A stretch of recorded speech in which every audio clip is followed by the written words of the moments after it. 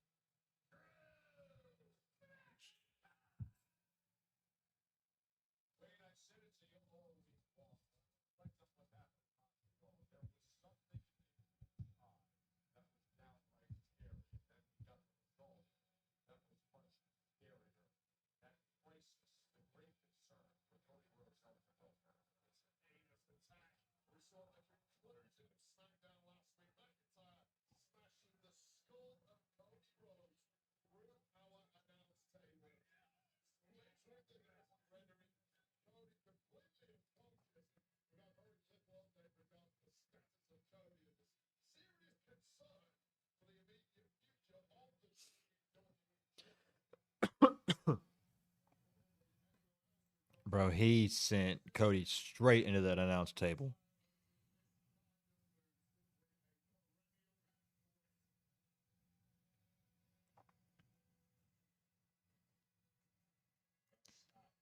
Man, he put everything he had into that Claymore kick last weekend, bro. It looked like he legit wanted to hurt Cody Rhodes. that is how. That's how. Man, he hit it with so much force.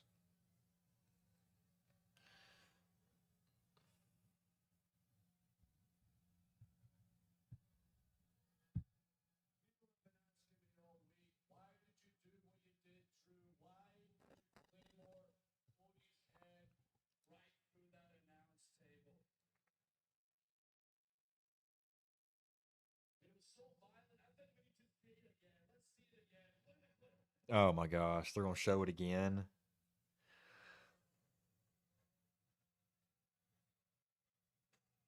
God, dude.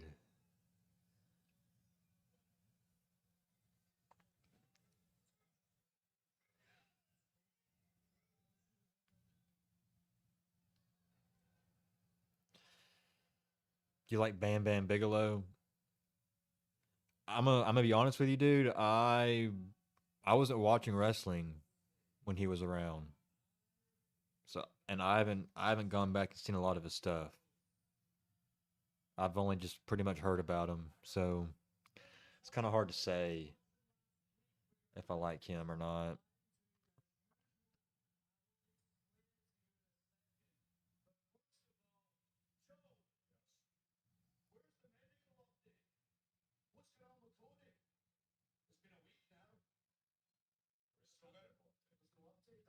He had to leave to go film Street Fighter, bro.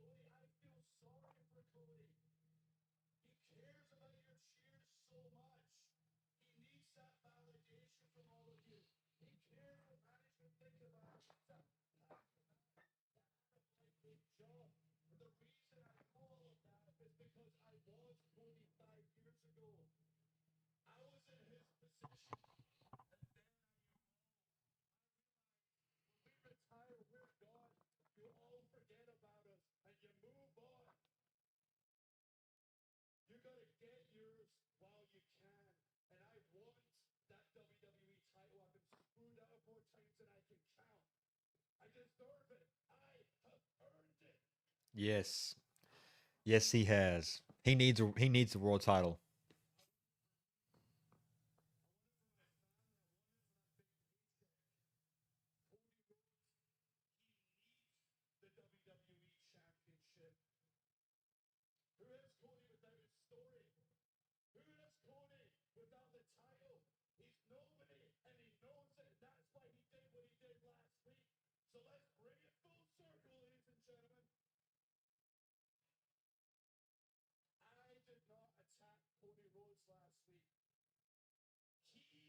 What?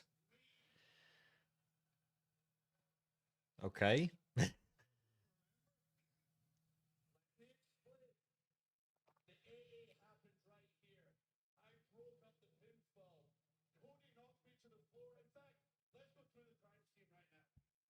Uh,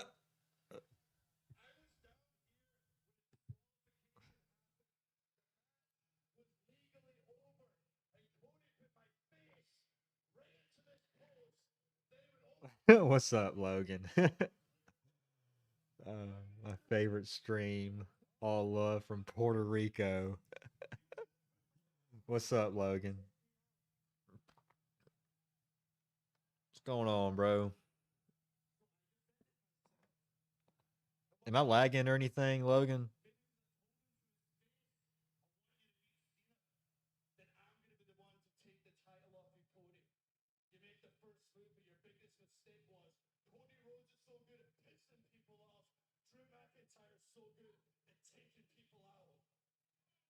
And he's getting close to that camera. I got that camera right in his face. I'm lagging.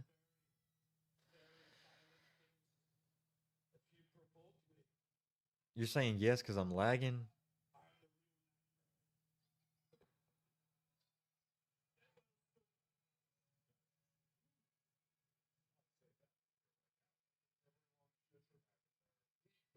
I don't know what is going on with my. I don't know if it's my laptop. I've done updates on it. Bro, don't do that to me because I've been trying to work on that shit all week.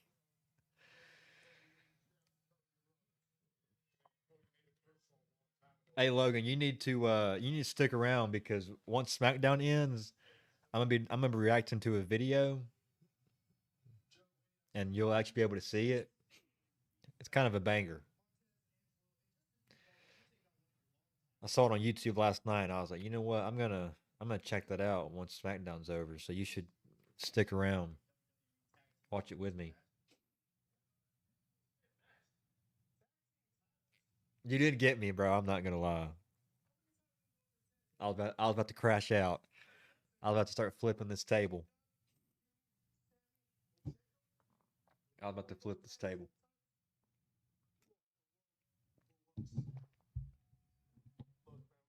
No, we need to play Fortnite. I mean, it's Friday night, bro. We got all night. We got all night to play Fortnite, bro. But I'm gonna watch that. I'm gonna watch some of that video that I saw on YouTube. You should check it out with me. We can play Fortnite later.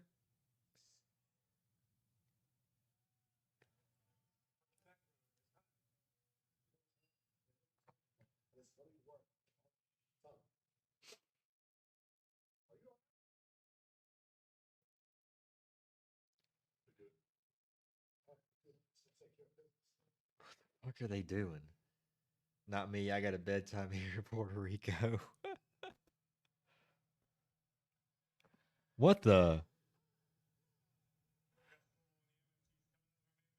Whoa, wait. Are we gonna get?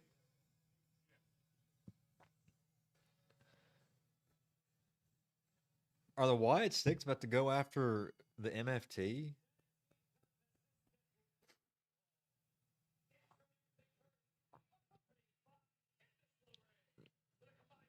Why are you saying you're from Puerto Rico?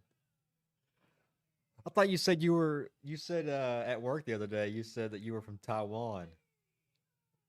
So what did you move to Puerto Rico or something?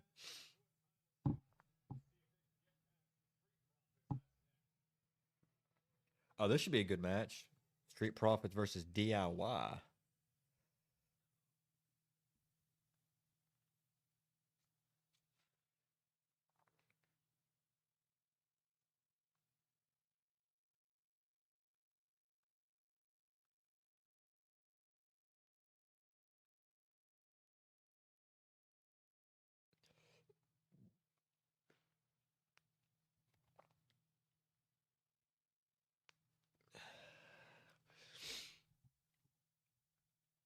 Logan, tell the other guys to get in the chat. I told David to join the chat. David said he would join.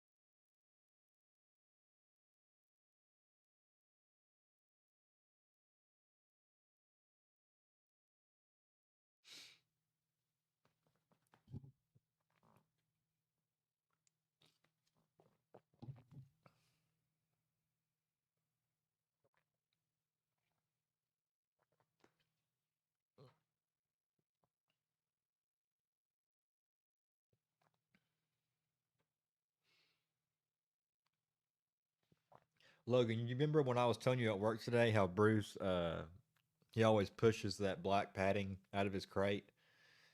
Well, he did it again today. I got home from work and he had the black padding out of his crate, a pair of my joggers in his crate, a fitted sheet inside the crate, and a blanket, another blanket inside his crate. What he does is he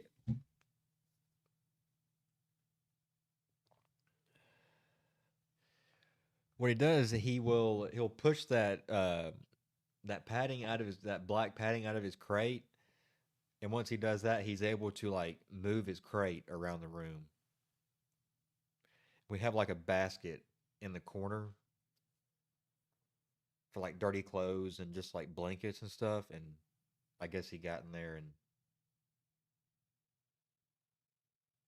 grabbed that.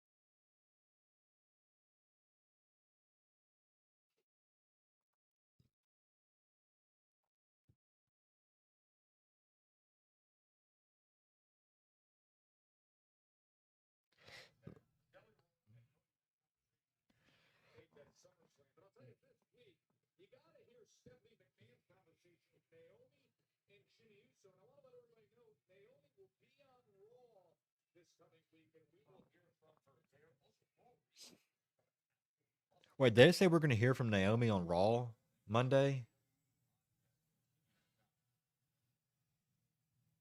Is that what they just said?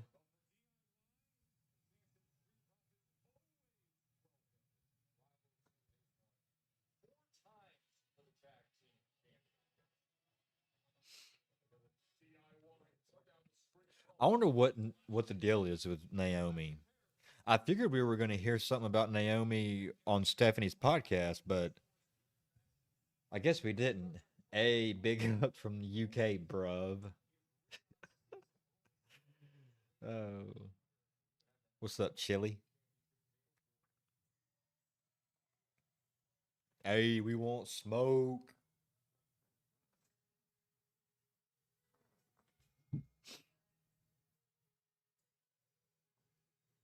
Big ups, bruv.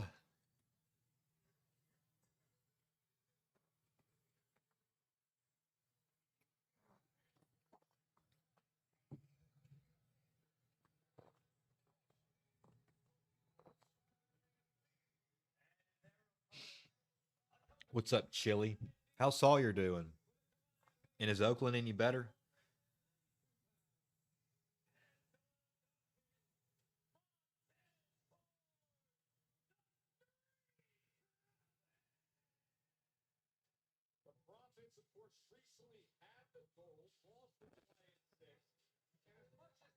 It's currently 3 in the bro. Shut up.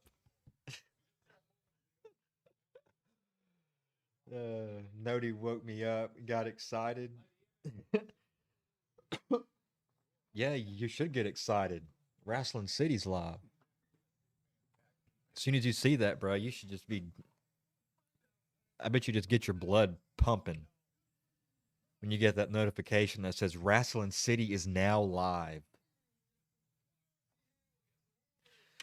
Tyler, I told Logan, I'll tell you too. Y'all should watch the stream around 9 o'clock because I'm gonna be reacting to a video, and you'll be able to see it.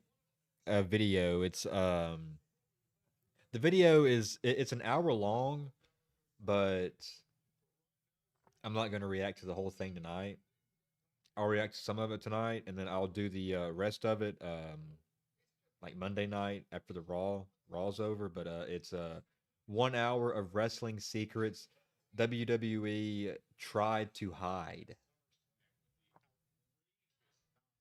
1 hour of wrestling secrets WWE tried to hide. We'll be watching that once SmackDown's over.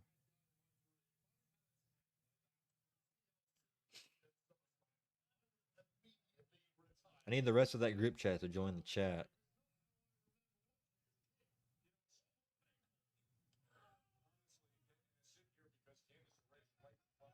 Bruce.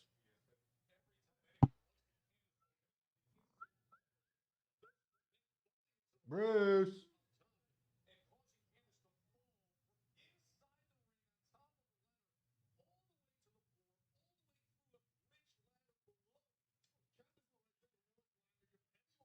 Currently 3 in the morning for me. That's just funny. That's still funny to me.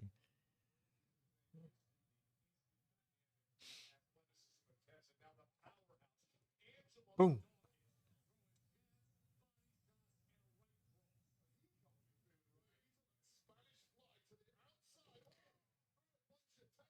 Won't be able to, mate, have a morning meeting playing croquet and sipping tea. Oh my gosh. Have a morning meeting playing croquet and sipping tea. Oh my gosh. Sipping tea.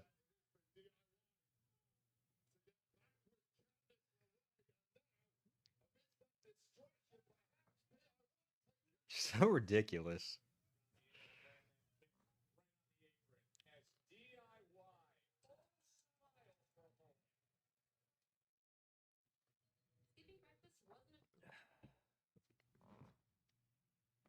Well, you're lost, I guess. You didn't answer my question when I asked you how Sawyer and Oakland were doing. How's my niece and nephew?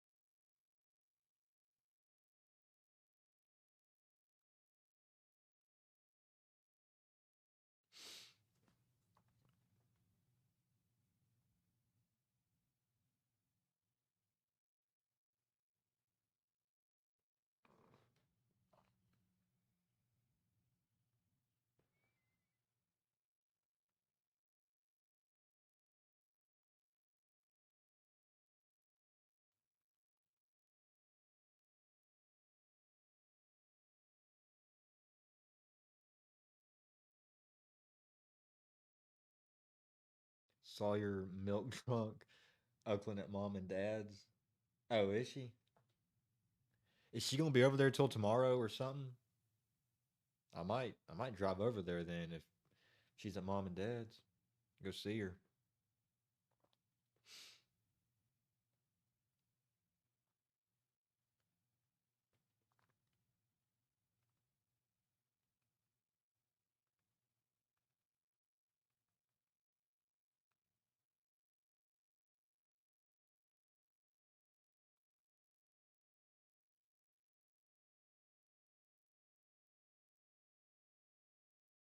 See.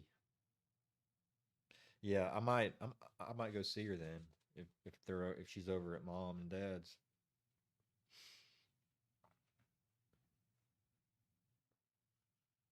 You gonna be playing college football 26 tonight?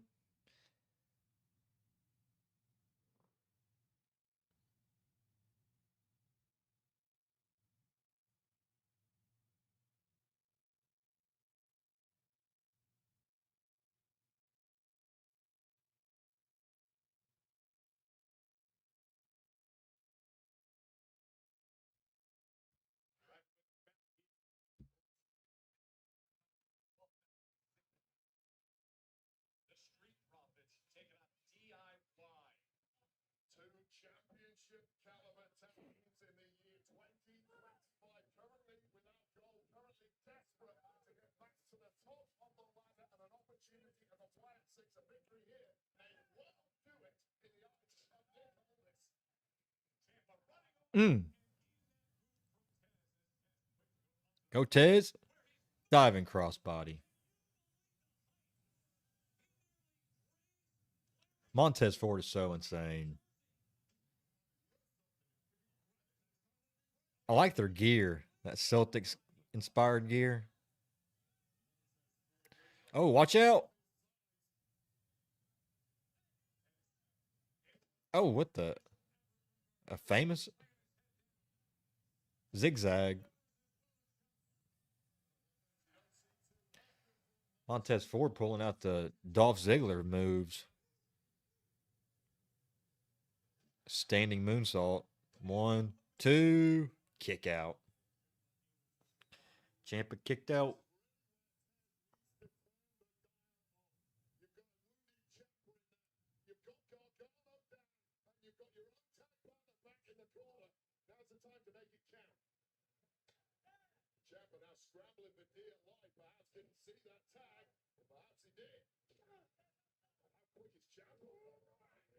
Oh, man, that was a pretty cool double team move.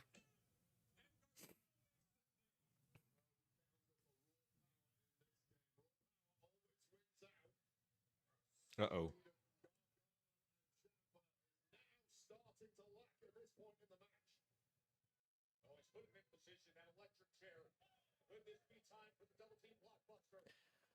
Blockbuster from the top.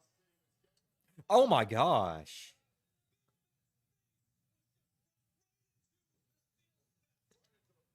Dang. What the? Uh oh. Bruce, what are you doing? What are you doing?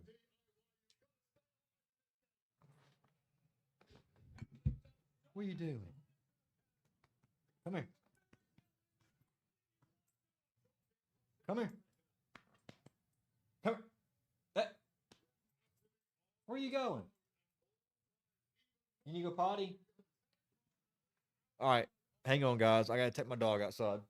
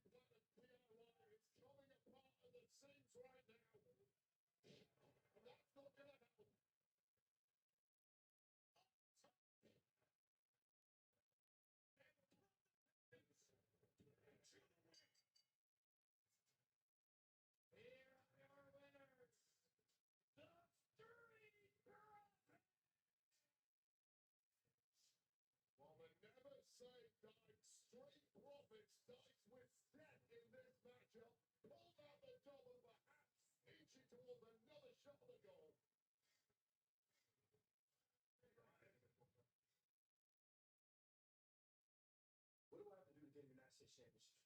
Mr. Oldest, I apologize for Carmelo just barging in. No, screw that. Don't apologize. I need this. Please, slow down. I got this. Let me handle it. Mr. Oldest, since you're not busy. Excuse me. Is? Actually, he was busy. As a matter of fact, kind of the way you're busy manipulating poor Carmelo Hayes over here. What is it, Mello? Are you him? Or are you his? Carmelo Hayes cannot be manipulated because he has me watching his back. Oh, it's the Motor City machine gun. More like the Motor City sports gun. Oh, no. What'd I miss?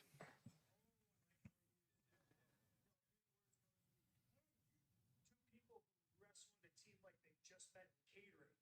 Well, we've been doing this for 2 decades as a team, right? We're kind of the kings of this. You two, you're not even close to being in our level. I don't know what we're talking about.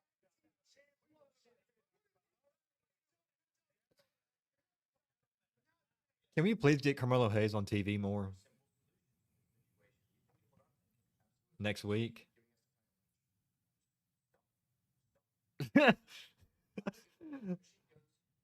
Nick Aldis is so funny, bro. Carmelo Hayes is getting TV time 2 weeks in a row? About time.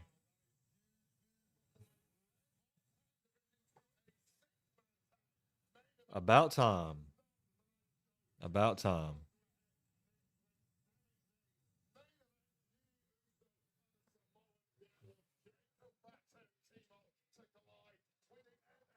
Up next, John Cena and Cody Rhodes.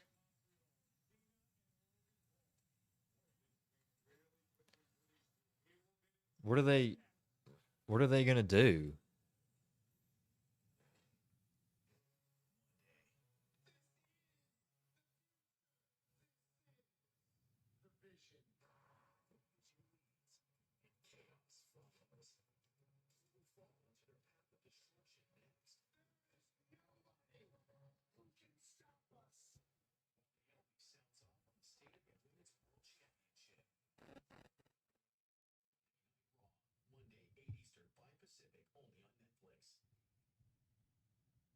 This is an important hearing.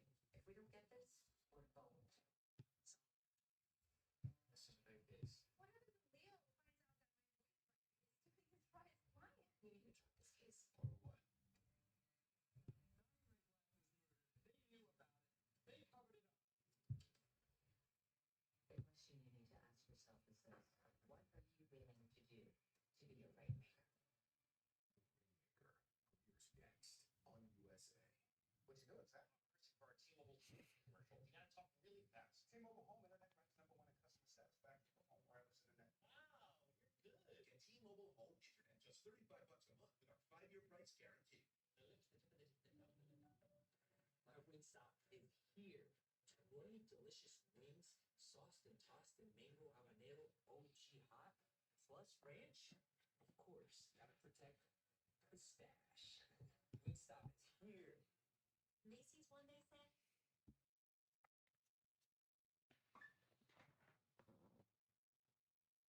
That's my dog, dude.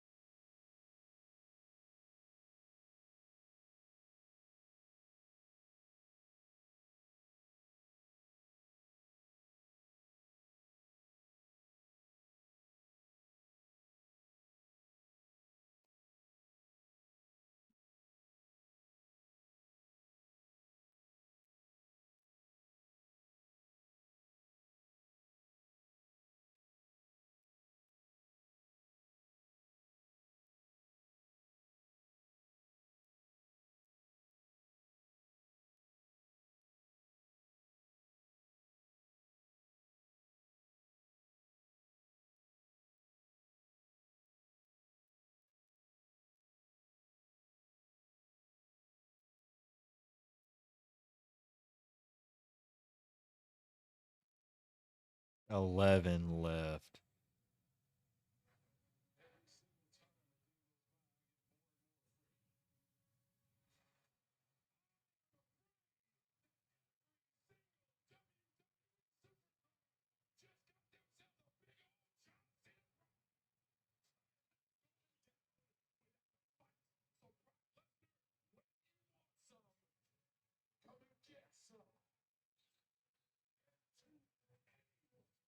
Brave enough to walk the aisle. Logan Paul.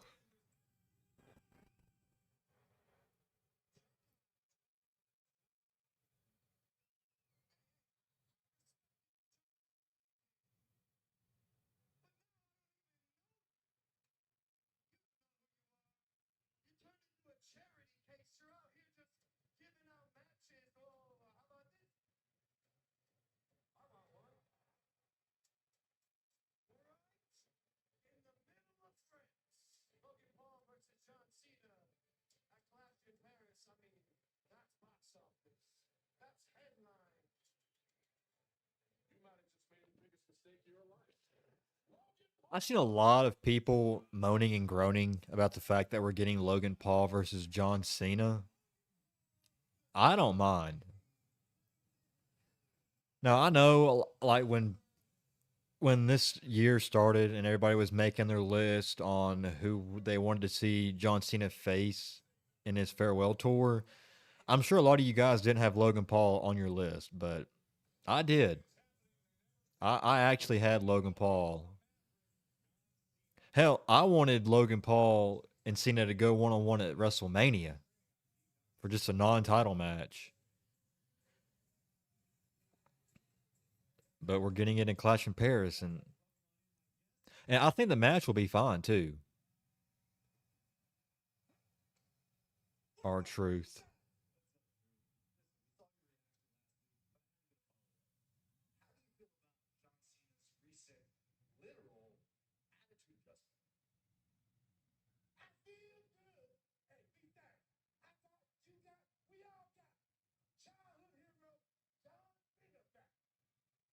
Oh, Aleister Black.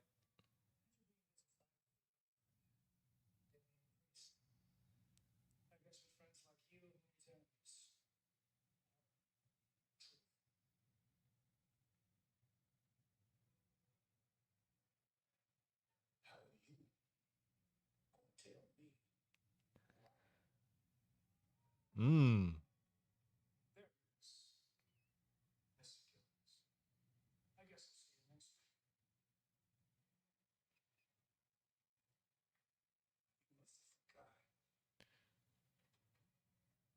Truth and kill. I mean, truth and I'm gonna say truth and killings. Truth and Black next week. I mean, all right. As long as they get more than 1 minute this time.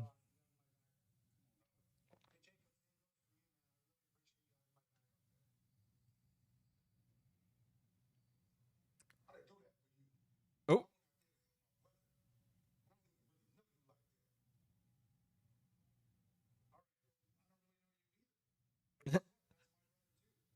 uh,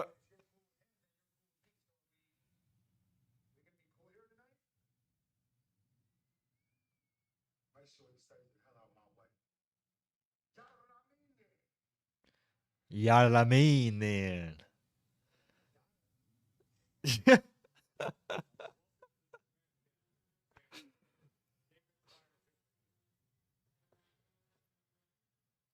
Main event time.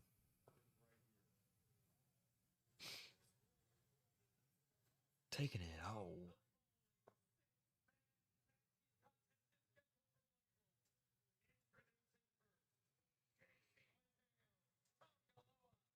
MFTs. MFT, put me to sleep, please.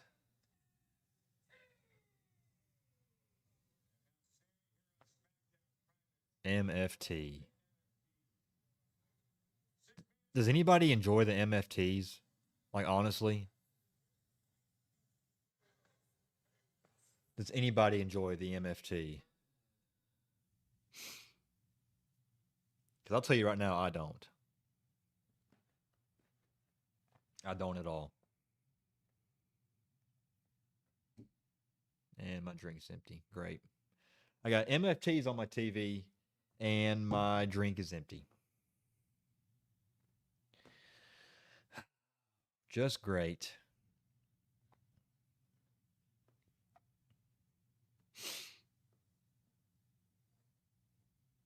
Oh, they're showing that trailer for the new Conjuring movie.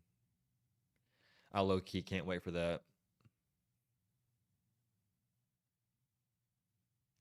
The Conjuring Last Rites. It's the final Conjuring movie too. Are any of you guys like into those kind of movies, the horror movies and whatnot?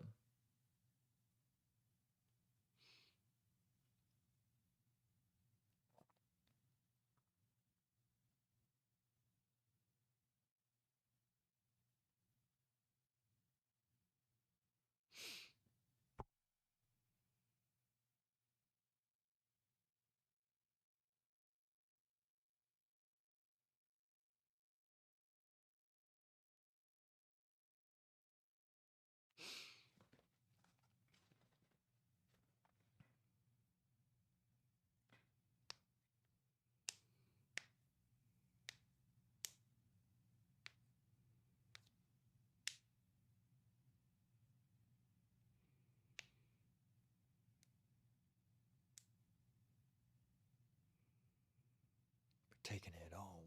Sit on the score. Don't take a loss. We're taking it all. I mean, it's just the MFTs to me. Tala Tonga, Tala Tonga isn't very. He's boring to me. Tongaloa. I mean, everybody. I don't get the IWC like on Twitter. Everybody just thinks that he's some like living legend. I mean, I get that it's just a meme, but he's not good. And then JC Mateo. I mean, what the hell are they doing with JC Mateo?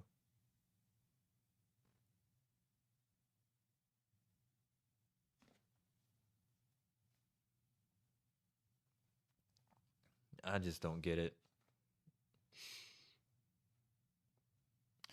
I'm just hoping that this move to SmackDown for Sami Zayn is actually worth something. I mean, right now it looks like he's going to go out. I mean, he's going after the U.S. title, but I mean, what are they going to do about him going after the world title? Because that's going to happen at some point. I mean, are they going to have him go after the WWE title? I was certain that they were going to have him go after Rollins for the world title leading into WrestleMania. But who knows now? So what are they going to do if they do that? They're just going to ship him back over to Raw in what, like 6 months, 4 months?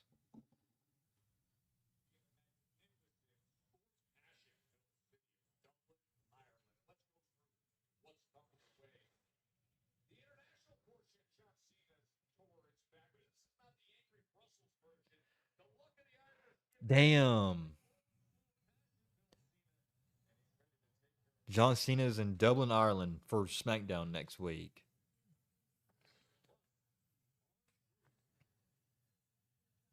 R-Truth versus Aleister Black. Okay.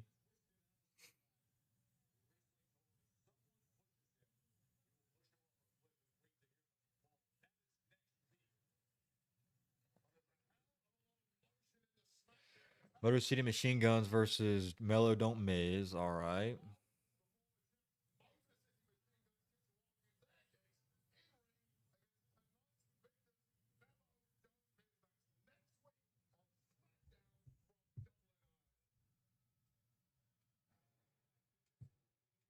There was the United States champion Solo Sikoa and his destructive disciples, the MMT.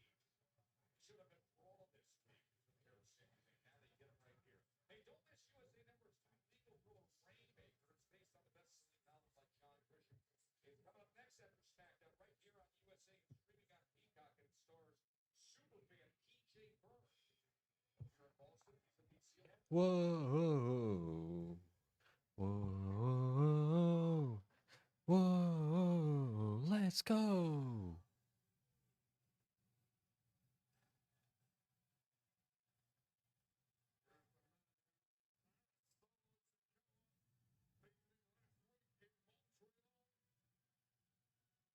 They making it clear he has eyes on the United States Championship owned by Solo Sikoa. So, born a king. Ran with a pack. I was born a king. Sami Zayn's dance. From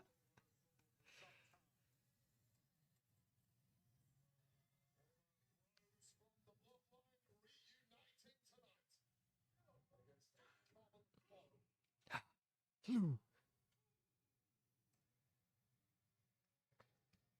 Huh. Huh. Huh.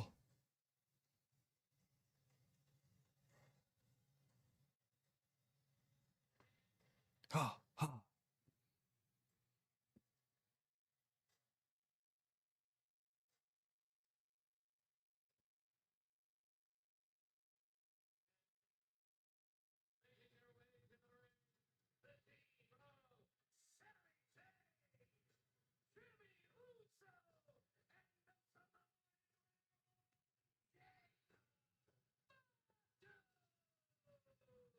It's going to be something.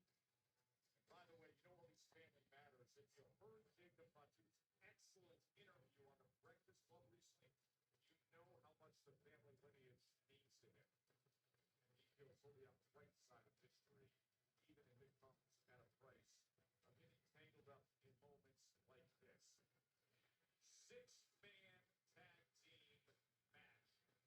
Sammy and Jimmy, seeing them together through the years, added All right, there's 13 minutes left, so let's see how this match goes.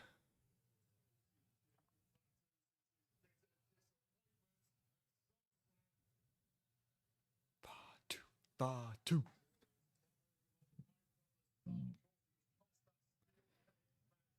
by the MFT, but it appears that the biggest enemy of them all, Talatonga, is prowling the outside of the ring while the other three are in there doing battle. Keep your eye on Talatonga at all times. Just a massive frame of Talatonga, and I really feel like there's been a different edge to the MFTs ever since that giant has arrived. And I would love to point out, you lose a player like Jacob Fatu, you can go weak, right? Solo Sikoa somehow lost Jacob Fatu, yet got stronger thanks to the acquisition of Talatonga. What brilliant leadership. Sure trying to get the best of Oh, Teo right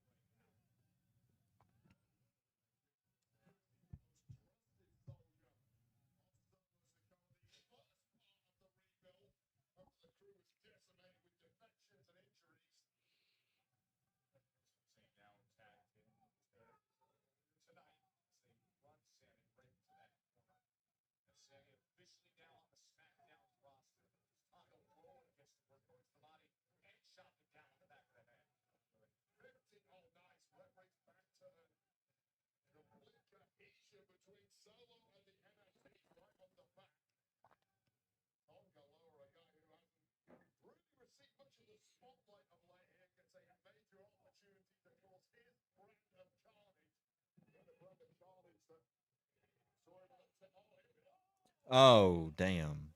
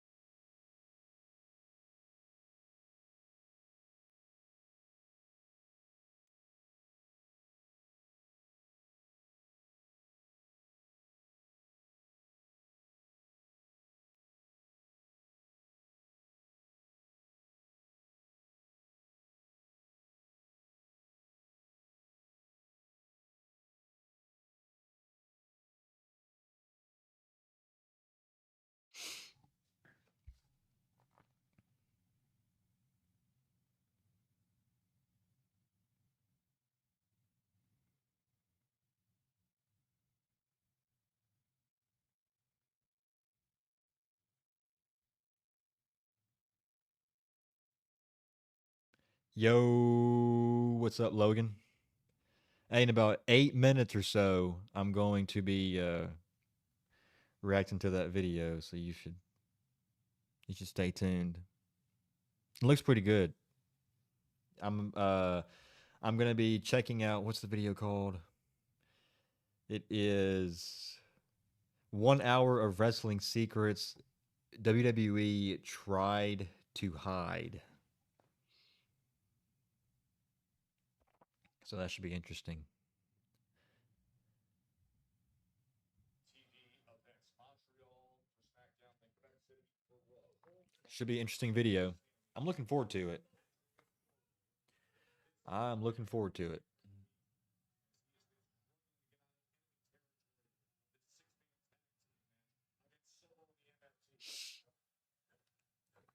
There's about 7 minutes left in SmackDown, and then I'm gonna be um, watching that video, reacting to it and stuff.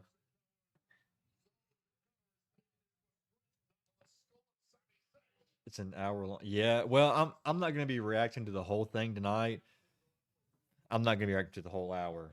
What the hell? Yeah, I'm just gonna watch like some of it. I'll watch I don't know, maybe 20, 15, 20 minutes tonight, and then Raw I'll watch some more. There's a wrestling show tomorrow night.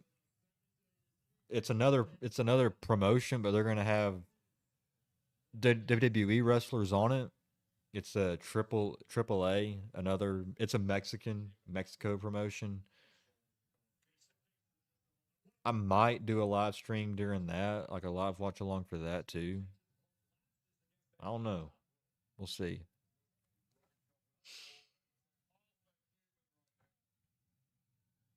That's been a sustained attack by Solo and the NFTs. Warning everybody, this is our domain. We run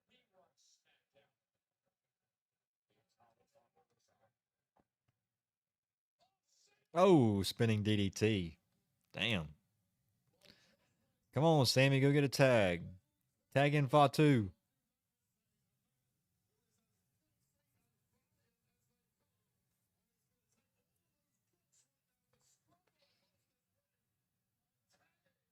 Go. Finally. Come on. Come on. Tonga Loa. God almighty. Boom. Jacob Fatu is such a beast. Oof.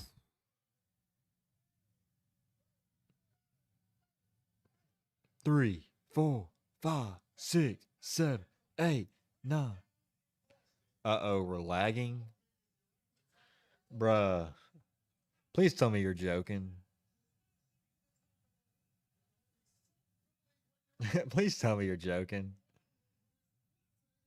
I can never tell if you're joking because, bro, you be lying to me a lot. You be lying to me way too much. Am I really lagging?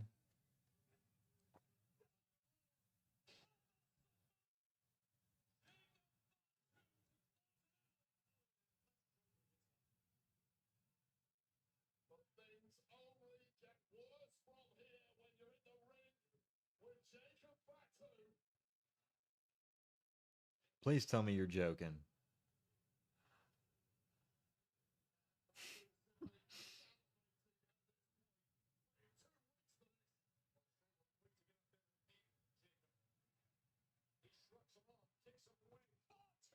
Oh, he went for the swanton. He got his knees up. Can't see you anymore. I know you're. I got the stream pulled up on my phone, bro. I know you're. Oh, damn. Soloed. One, two.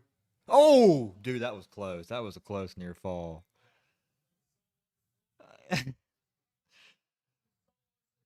I can't stand you, bruh.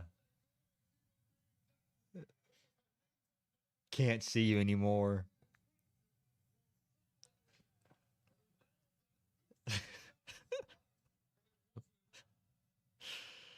You lying ass motherfucker.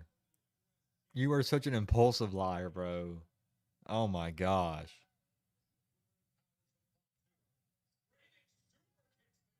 Oh, what the fuck? Now they're both down. Yeah, dude, I got my stream pulled up. I'm not lagging. I can't stand you, bro. Come.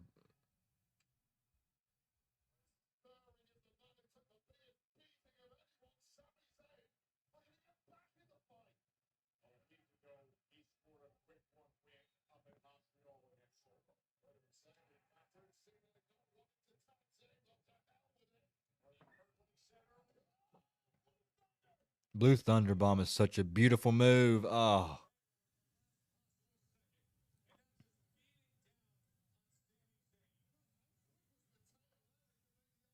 Oh, super kick from Jimmy. Oh, Tonga Loa. Now Jacob Fatu. Super kick. Okay. Super kick to Tala Tonga. He's going flying. Boom! Suicide dive.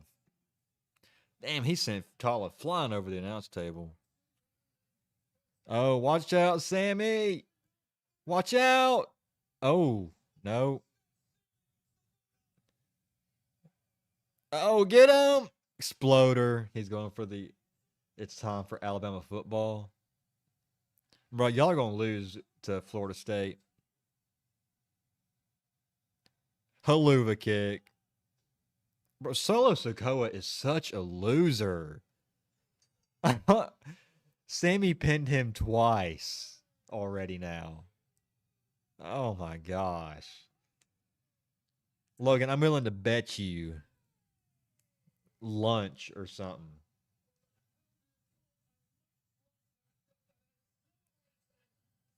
That Monday, if Florida State beats Alabama, you got to buy me lunch. I'm willing to bet you that you lose to Florida State.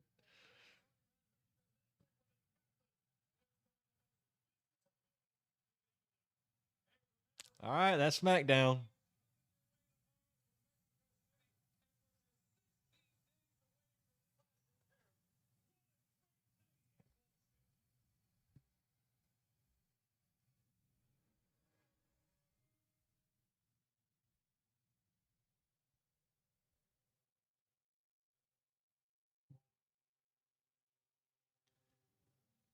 Say it how they say it at the stadium.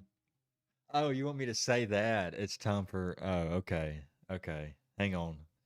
Hang on one second. Let me say it how they say it in the stadium. All right, here we go. Hang on. I got to get serious real quick. Hang on. Let me pull something up on my iPad.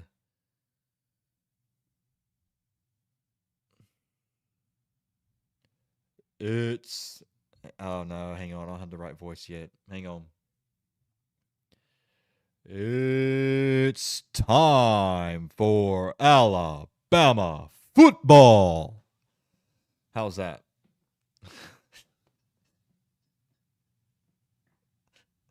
Was that good?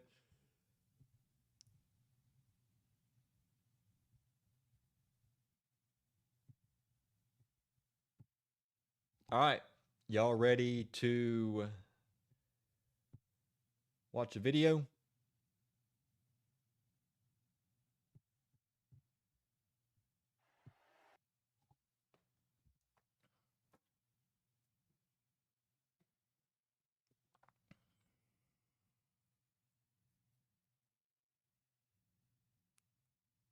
We're going to be checking out 1 hour of wrestling secrets WWE try to hide. Say it again. You want me to say it again for real?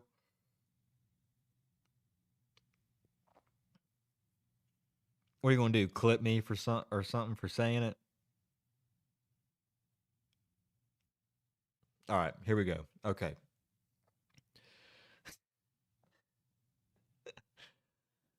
Hang on. All right. Now I can't stop laughing. Every time I want to say it, I'm just gonna keep laughing now. Hang on. Let me get in the mood.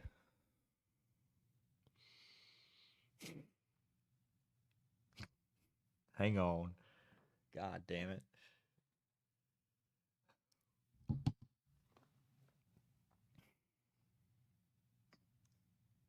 I need Tyler. You tell Tyler to get in the chat so he can hear this too. Let me call him.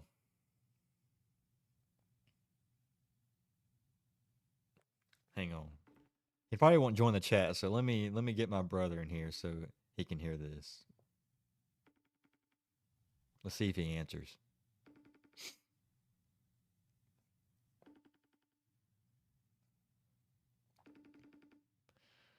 I don't think he's gonna answer.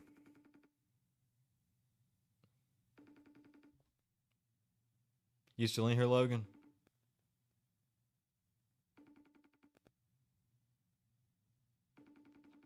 Come on, answer the phone so I can do this. Damn it, he didn't answer. All right. Now I can't stop fucking laughing every time I want to say it. All right. It's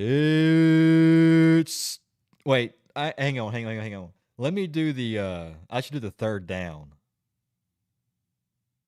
I should do the third down. Let me do the third down. All right.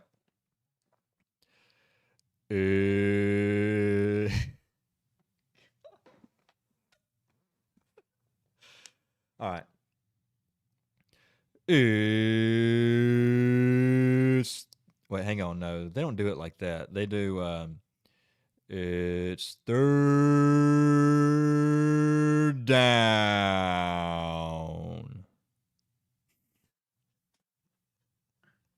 Is that how they do it? It's time for Alabama football.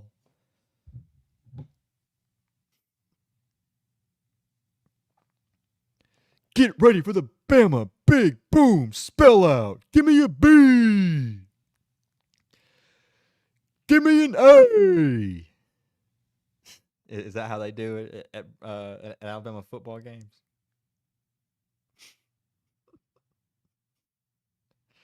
I don't think I've laughed so hard in months.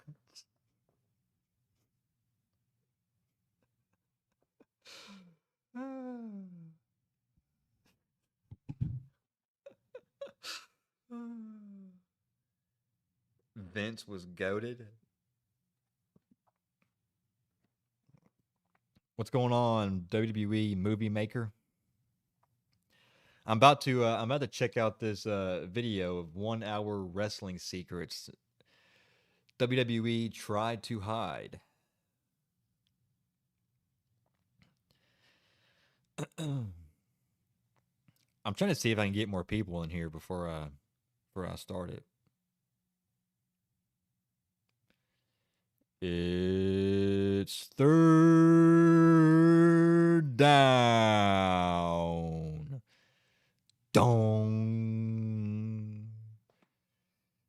Dong.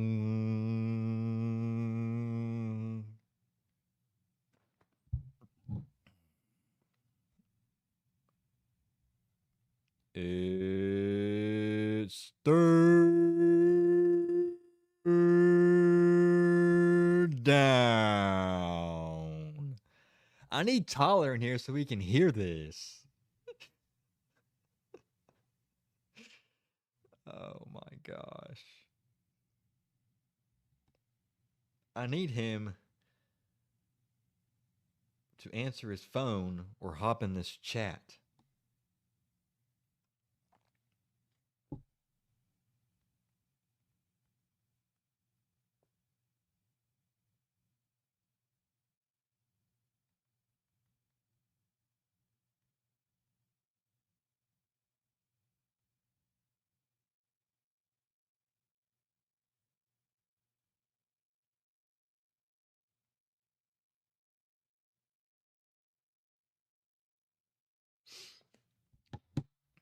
I just texted him, so we'll see if he answers. You know what? I'm gonna call his wife. Tell her to tell him to get his ass in this stream. He needs to hear this.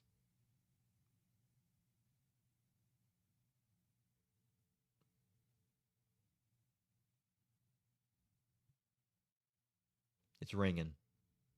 Let's see if he answers. Gosh, she didn't answer either.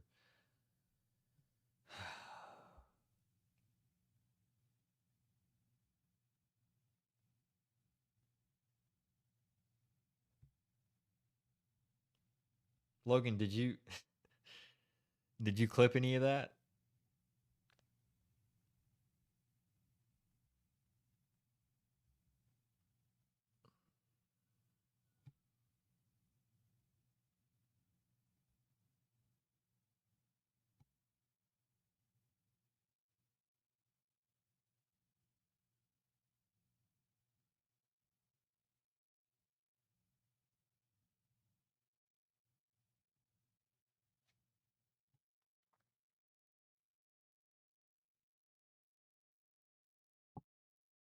No, I don't know how. There should be a button. There should be a button on your if you're on your YouTube on your phone. You see where it shows all like the like like button, dislike button, share, report, and then there's a clip button. You hit that, and then you can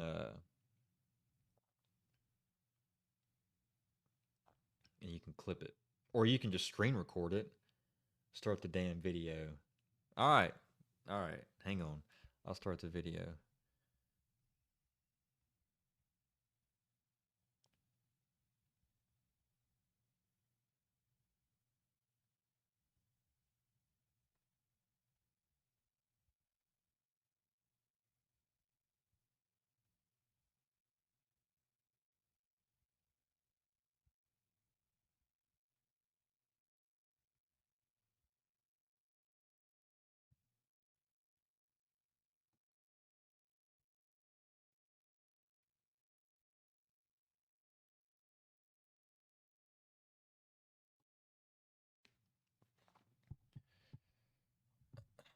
Let me see. Let me go to. All right. I think we're good. So let me. All right, y'all ready? All right, here we go. Is this on?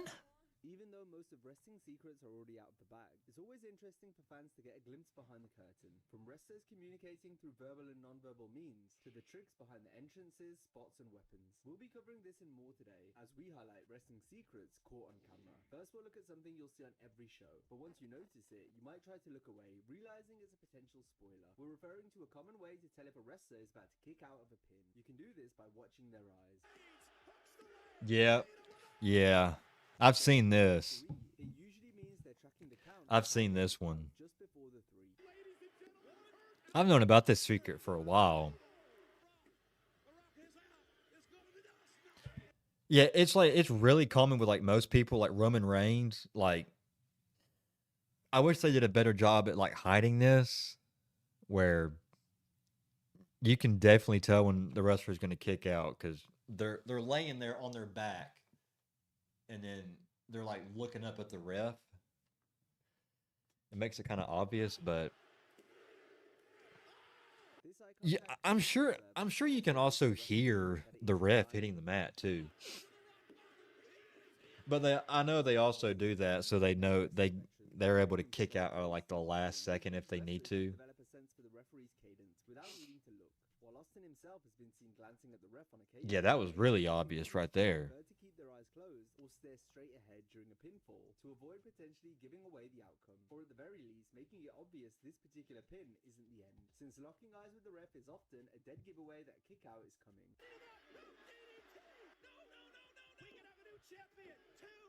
Whoa, what the hell?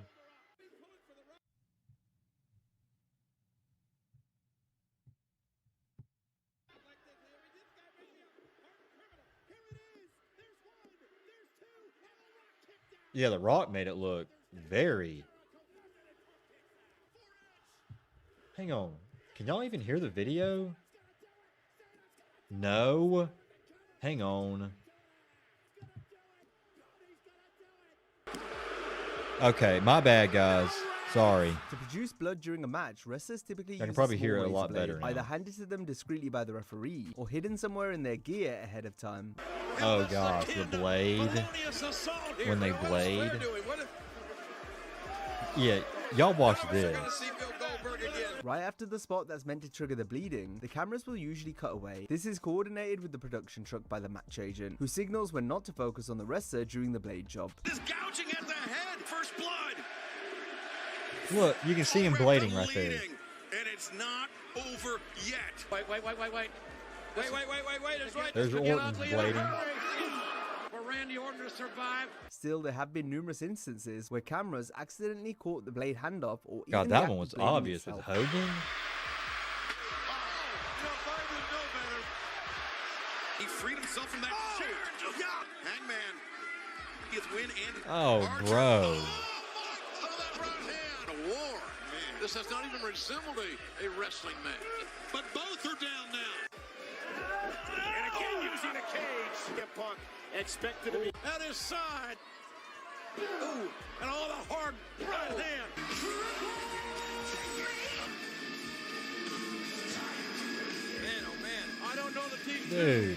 will ever Now be he's, the same he's again. putting the blade Any in visual his effect involving trunks. something coming from a wrestler's mouth, whether it's blood or poison mist, usually involves a capsule or tablet. The referee often sips the capsule to the wrestler, who then stores it in their mouth, biting down when it's time to release the substance. Nothing like that as he's standing to be in WrestleMania.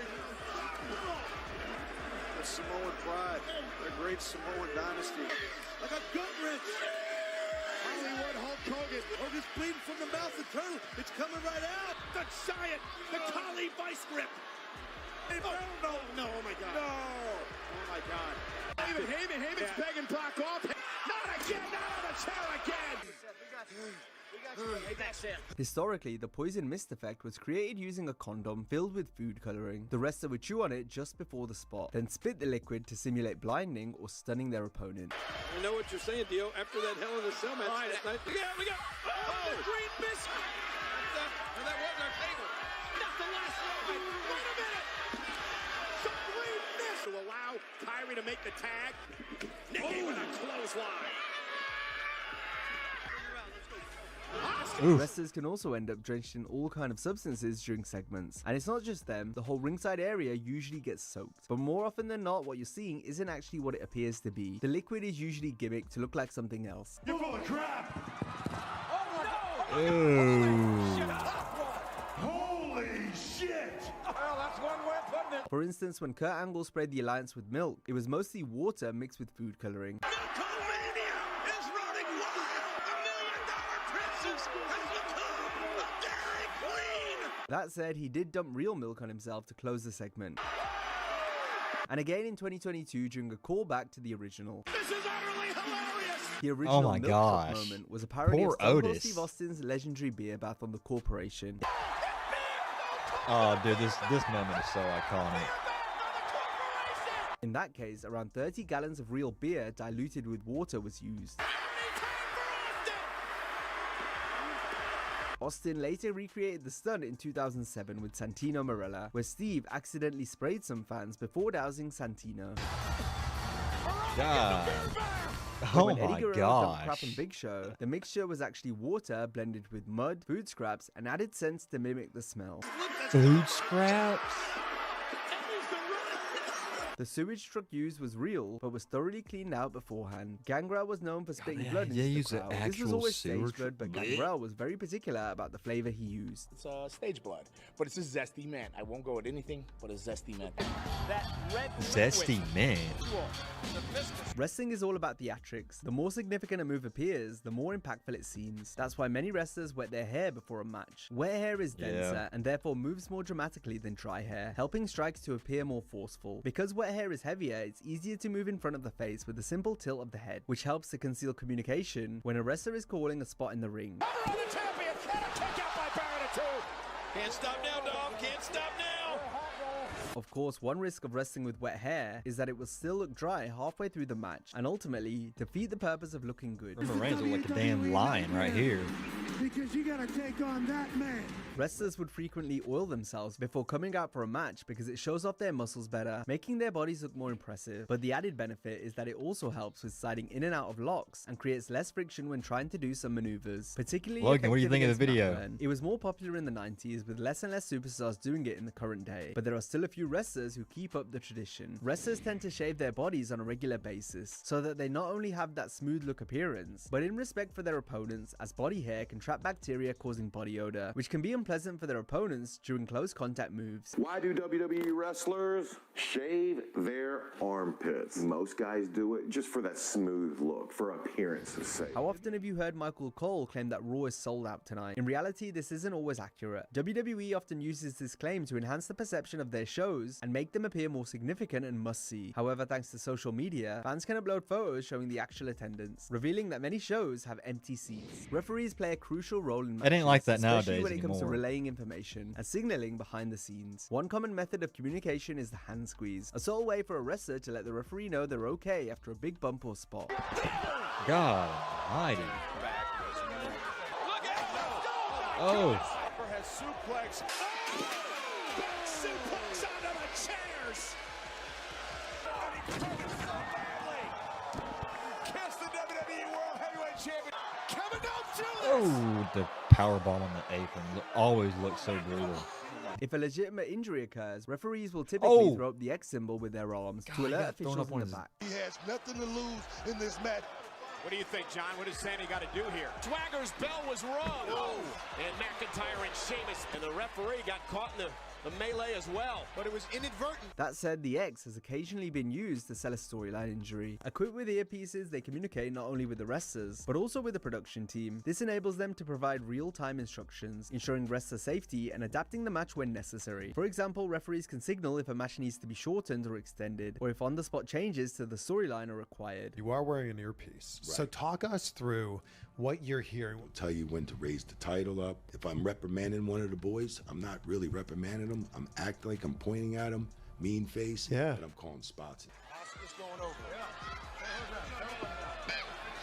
Sometimes you'll catch them quietly calling spots or relaying instructions to the wrestlers during the match. Roman trying to make it to Sammy. Yeah, this right here is so fucking obvious. Oh my god. Verbal communication between wrestlers is a key part of match structure. They need to coordinate moves, pacing, and reactions in real time. With HD cameras and close-up shots now standard, fans can sometimes hear or see wrestlers speaking to each other, whether it's calling a move or quietly checking in with their opponent. It can occasionally break the illusion, but for some fans, it offers a fascinating look into how matches are constructed on the fly. Even if a match has been well planned out once it's underway, the wrestlers will still need to communicate back and forth. Most of this we don't hear, but there is plenty we do pick up on, and if you watch Botchamania, then you know that everyone talks too much. Ryan Shamrock. Chokeslam. Yes. Chokeslam. Given Damn, that the did he Big hurt Show him with the always choke wrestled slam or people smaller something? than him, it was important for his matches to look believable, so it wouldn't be surprising if we saw the Giant instructing the other wrestler or a group of wrestlers on what to do next. How are they gonna get? Laying in the weeds here. He's telling them when they're going to throw him out. It's wearing the man down. I'm gonna tell you on SmackDown. 450 pounds. Rusev again. Big Show is stunned.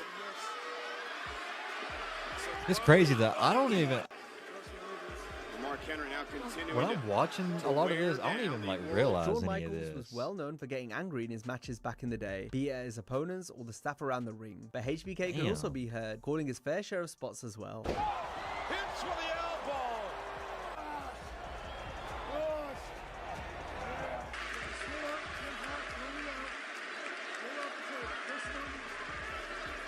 official. Oh my gosh. How many has Khali eliminated? Goes Chavo.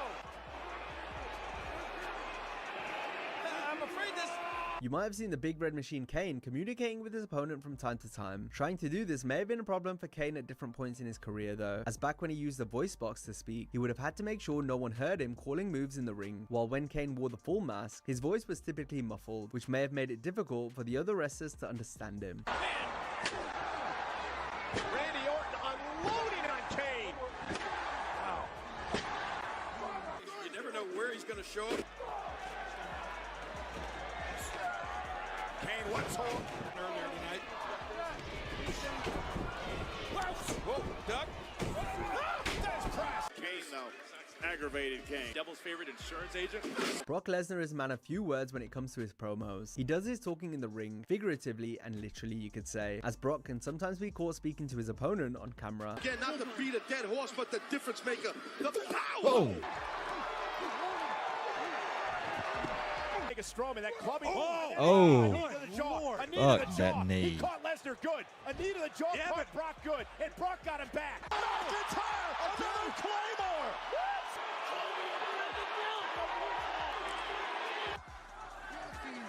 Can he connect? Roman in with a counter. Guillotine. It's been a while since we've seen Ryback in action, so fans might have forgotten how loud the big guy could be when he was in the ring, and we're not just referring to the numerous things he would shout as a catchphrase. Ryback was also known for being vocal when communicating with his opponent.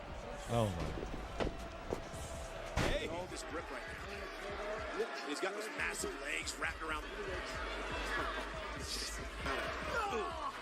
Former Royal Rumble winner. Dallas's Bo Dallas. Oh, big guy. Take away so. You know, it's just so arrogant, though. So into it. Paige was another wrestler whose spot calling was incredibly noticeable. Alicia. This Paige, though, you can't deny how impressive she's been. Oh my gosh. There you go. Devastating. Still not enough. Whoa! Paige first goes Nikki Paige. Paige has an answer for everything Nikki's trying now. This is where you can't get frustrated. Paige has been on the run, game plan by Paige. Oh my gosh.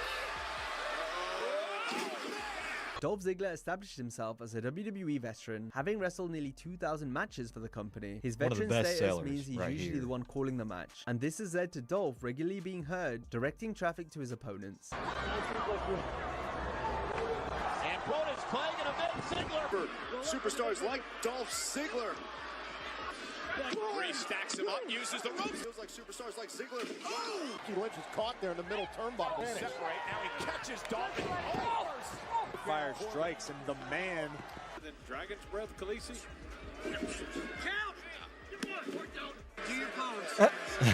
Count.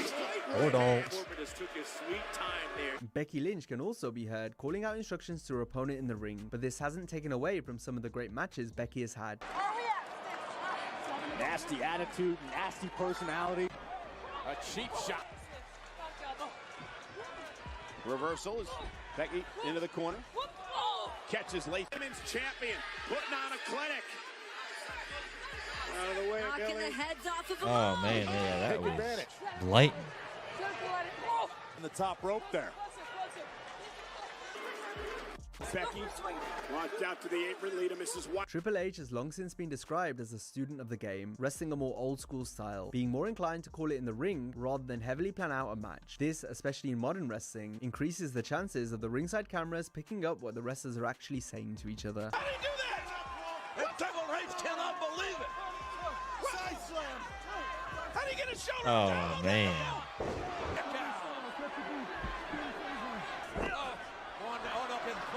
Good counter by the game. Oh my God. Austin now.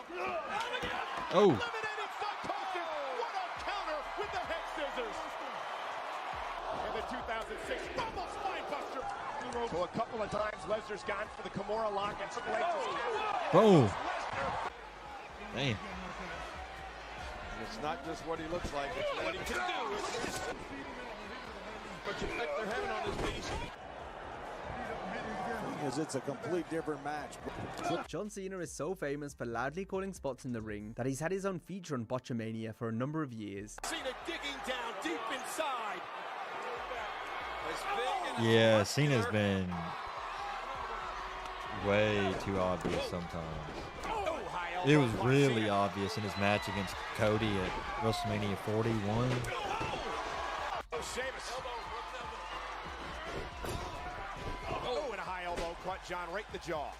It looked as if one time that he was actually. On Twitter is hashtag stretcher match. Qualify for the WWE World Title match. The World Heavyweight Champions for making him look that way. And here comes Cena, and again Del Rio, German suplex. Kane is nothing but a pawn, but he's our pawn. And our plan is for you, Randy, to walk out. And with that power now. Of the WWE fans here in Philadelphia. Most hostile fans in the sporting world. Power Nakamura. Cena trying to make it back to a vertical base. John Cena trying to power out of this sleeper hold. Oh But now my Roman Reigns with his gosh. full body weight. So obvious. Oh, into a sleeper hold. Cena has even publicly addressed his spot calling in the past and given quite a fair response. I'd rather be heard saying, hit me, mother, than saying nothing and have crickets. Wrestlers and ringside personnel also rely on mean, body language and you got subtle a cues point. to communicate. This way. Neither would I, but under the circumstances, maybe I'm going to say it may have been the best thing. Roman Reigns! One example is the Iggy, a brief squeeze or touch that serves as a discreet signal between performers. It's often a way for talent to check on their opponent after a big move or risky spot. Yeah, I've seen this one too. Yep. So crazy! Here he comes!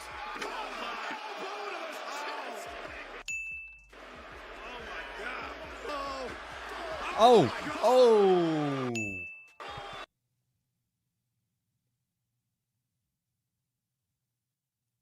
God. Can we go back? Bro, how did he not break his neck? Oh. Holy shit. Oh my God. If something goes wrong, the concern becomes even more obvious. In the event of a botch or unexpected injury, Oh. a wrestler will often break from their usual subtlety Oh my, and yeah, visibly that's make when sure the their Miz got a opponent is concussion. okay. Goodness, what's he gonna? Oh my God! Oh, A belly to back from about 3 or 4 rungs up. who got hurt there? Scott Hall? Good vision. Oh my God. Oh my goodness! Oh. Did you see what Edge did, King? I heard what you. Son of a. Oh my No, goodness! her head smacked that ladder. Oh. The whiplash too. Did you see what Edge did, King? I heard what you said there. Gorilla press. Oh my, oh. A-Train! Look at this. Ravaged and beaten. God, I cannot believe Wait, what just happened? He got hit in the head with Look a at this. Ravaged and beaten. he got hit in the head with a beer can. God, I cannot believe this. Oh my God, this spot. Angle again, trying to drive Shane McMahon. Oh yeah, this is one of the worst botches. Triple H and Kerner busted. And Angle's face may be busted. Ooh, they've been very successful. Eagle is dazed. I think he's dazed too. That slam by Yeah, Kane Regal. was huge. Regal doesn't know where he is at that point. Oh, Hornswoggle. Issue tonight. Paul just slams her Oh, head damn. down on the corner of anything. Go out there and compete. Wait a minute. What? God, this spot. I remember watching this live. Here is your winner, Sakala. Right on it. Oh yeah, this spot. I'm surprised Logan Paul didn't break his damn leg. Absolutely incredible. When a match ends and both competitors feel good about how it went, they'll often show mutual respect with a subtle gesture, perhaps a quick pat on the back or a few quiet words exchanged up close. Everybody, oh man, what a clothesline! The clothesline from hell! With a jackhammer! Here's the cover! Goldberg's the Universal Champion! I don't even think he. Goldberg's the Universal Where did he pat? Goldberg's the Universal Champion. On the leg? There's the cover. Goldberg's the Universal Oh, yeah, on his knee. Yeah, you give him a pat because he let you beat him in 3 seconds. Hogan wins.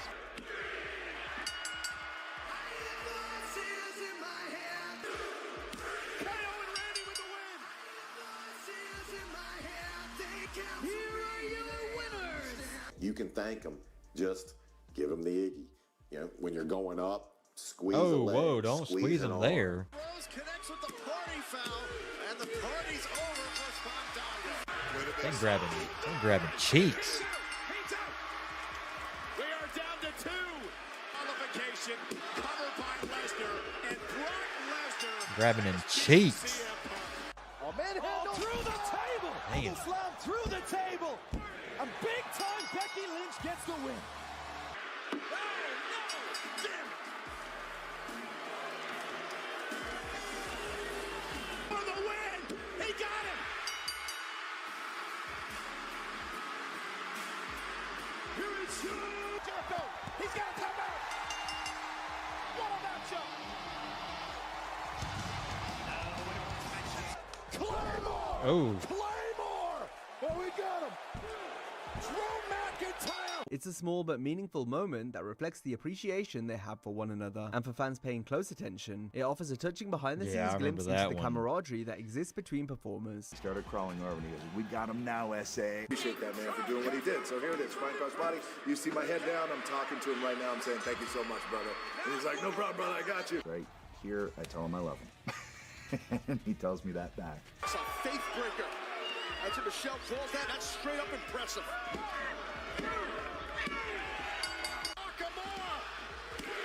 Nakamura's got a WWE title opportunity. People got him. Yes. What do you got to do to beat this guy? Cover. Over the line. Cover by Rollins. Yeah, I've seen that. He thanks Roman Reigns. Wrestled like he was in somebody else's body. He put everything. Whispered something in my ear, and he basically said, "I love you, brother." You are looking, ladies and gentlemen, at perhaps 2 of the greatest, when it's all said and done, that this business will have ever offered you. They gave you everything they had here tonight. WWE became known for heavily scripting promos from the 2000s onwards. Unlike before, when promos were mostly improvised with a few bullet points, modern talent were often expected to recite their lines word for word. This has sometimes led to awkward moments with wrestlers forgetting their scripted lines. A country that will die. Damn, he had to feed him his... into those 4 ropes. It's 4 sides. One notable instance involved Mick Foley, who once forgot his promo during a SmackDown taping and had to ask the cameraman for help, bringing the show to a brief halt. Hold on a second. I walked over to Marty, the cameraman, and I went, "Marty, I have no idea." Foley then needed Stephanie McMahon to feed him his promo man. after Mick completely blanked when forgetting his lines on Raw from 2016. But a 5-alarm fire. To safely pull off certain high-impact spots, many weapons used in wrestling are gimmicked in design or altered to reduce the risk of injury. In WWE matches, ladders serve 2 main purposes: as a tool for climbing to win the match, and as a weapon. This dual function requires the ladder to be strong enough to support wrestlers' weight, and safe enough to use as a weapon. Unlike traditional ladders, WWE ladders are designed with some modifications for safety. The steel used in these ladders is hollow, making them lighter and less dangerous when used to strike opponents. Additionally, the center of the ladder is intentionally made weaker I didn't know to this at facilitate all. the dramatic spots where the ladder can break or collapse during a match. Oh, what an iconic moment this is. For example, they're hollow and made from lightweight aluminium. This gives the illusion of weight and impact without being as dangerous as they appear. Still, I don't care, bro. I'm sure that shit still hurts. God, damn. He just chunks the ladder out of his The noggin. same trick is often used with the trash cans seen in hardcore matches. Don't do this! Don't do Yeah, those trash cans just aluminum probably. Introducing a table into a match instantly heightens the crowd's interest, and a wrestler going through a table often generates one of the biggest reactions of the night. The tables used are made from very thin chipboard, designed to break easily under the weight of a person, creating a dramatic, explosive effect. Sometimes they don't break, However, though. the metal poles supporting the tables can sometimes cause injury, and occasionally the tables fail to break properly. This usually happens if a wrestler doesn't land in the center. It may require a repeat spot to achieve the desired effect. Oh, yeah, that.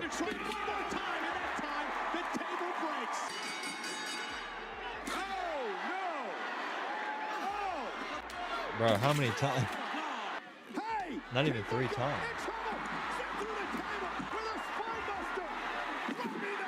Kendo sticks and guitars are Damn. typically crafted from thin wood to ensure they break on impact. Oh, right to the back of the head. Oh my god. Mae Young. Oh. More dangerous looking items like lead pipes, barbed wire, and even the heads of sledgehammers are often made of rubber whenever they're intended to be used in a fashion that requires it to be gimmicked. Oh.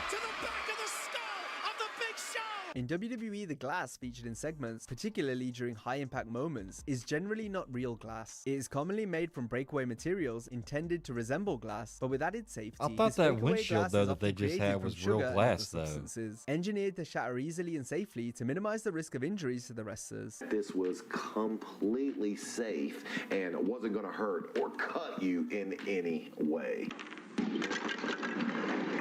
While pro wrestling is famous for its wild stunts, it's almost always the talent themselves taking the bumps. That said, there have been rare instances where stunt performers or even dummies were brought in for especially risky moments. Oh my God, we're back live. What do you want? I want a match with Triple H at WrestleMania. Oh yeah, this one was obvious. It was a dummy. And see, and look, the stretcher wasn't even. Yeah, that's not even real. Undertaker, what are you doing? What the hell is he doing? What? The cement. Oh my God. Look it up in that. Whoa! That's Diesel. See what your fate has in store for this Sunday at No Mercy. Exactly what It's done. Hold up yourself. The Undertaker is levitating. I'm speechless, McMahon. I've never seen anything like this. Stand in, used for levitating.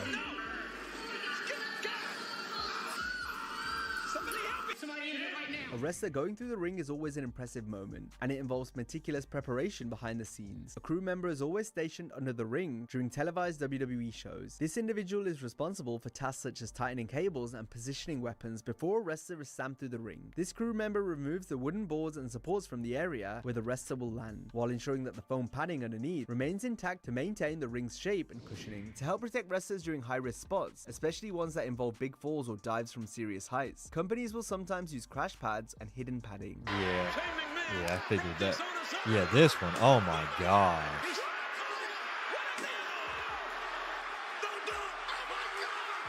God. Crash pad or not, dude. I'm not jumping that far. Let me go, shoot. Oh, this one. What? This became particularly common during the pandemic era, when empty arenas allowed for more creative stunts that wouldn't have been possible with fans present. Yeah. Yeah, I don't know how they did that. With no live audience to spot the trick, crash mats could be placed just out of frame, letting talent pull off crazy looking moves without taking the full brunt of the landing. A whole lot of seconds. Oh, I remember this. God almighty. Oh my God! Whenever you see fans getting directly involved with the action or angles, they are typically plants. Come on, Granny, build him! You just give me the finger? Throw him out of here for using profanity. That's against the rules. Get out of here! Get him out of here! These individuals are usually made to blend in with the crowd, but are often independent wrestlers, extras, or developmental talent. You'll sometimes spot them later down the line, appearing in other roles as part of look, LA storylines. Knight was That said, there have been sitting moments there. where real fans have jumped the rail. fans are going to sit here or just be complacent, not really care who wins this match. I mean, I don't think many of these fans are going to sit here and Wait, where was this at? Don't really care who wins this match. In the big end. We're obviously not I remember this. Yeah. He didn't even know a fight was starting in the big end. Finn Balor is hurt. WCW in particular had a Yeah, reputation that for was this wild happening when that during fan its tried to heyday. attack Rollins. What do we got here? I guess this was premeditated all the way back from '94. I guess this is what it was. Look at the ring. Interestingly, the company even began scripting fake fan run-ins using plants. This blurred the lines enough that it risked encouraging actual fans to follow suit and try the same thing themselves. Raven is trying to leave. And the fans stopped him. Someone's come out of the stands. Oh. Someone came out of the stage, walked right into the WWE has gone to great lengths over the years to manage and censor its live audience. One common method is turning down the crowd volume during matches, where fans have hijacked the shows with chants or reactions the company doesn't want airing. Yeah, this was I've seen especially this one. noticeable during Roman Reigns' first babyface run. Or if he's 50% or if he's 25%. That's why he's the... No question his pace favors Samoa Joe.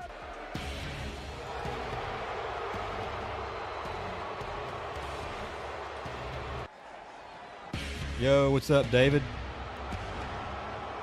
We're checking out 1 hour of Security has also wrestling been known to secrets confiscate WWE fan tried to signs, hide. especially if they're seen as disruptive or go against the company's messaging. WWE has also targeted what fans wear. Those showing up in shirts repping rival promotions or dressed up as certain wrestlers have sometimes been asked to change or move to seats that are out of view from the hard cam. The weed is good in Miami tonight, obviously.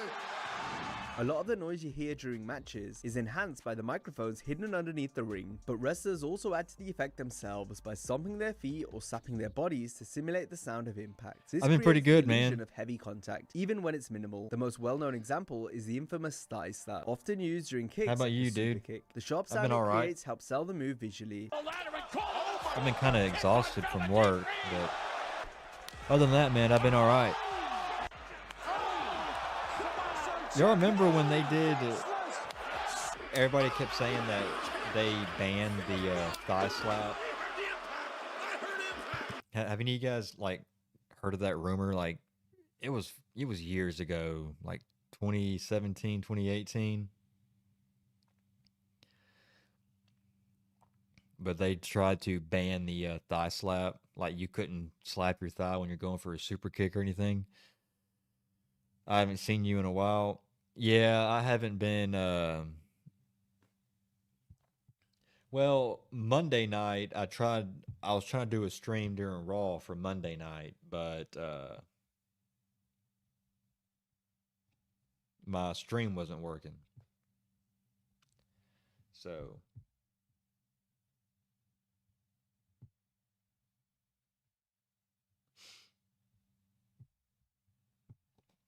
my stream wasn't working.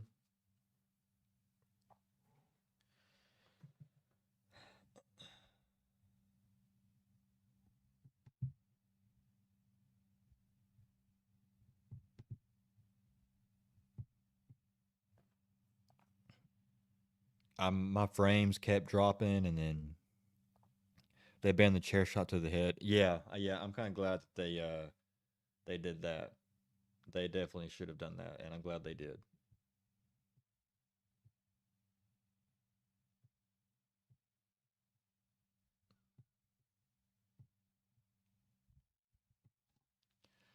I'm glad they did that.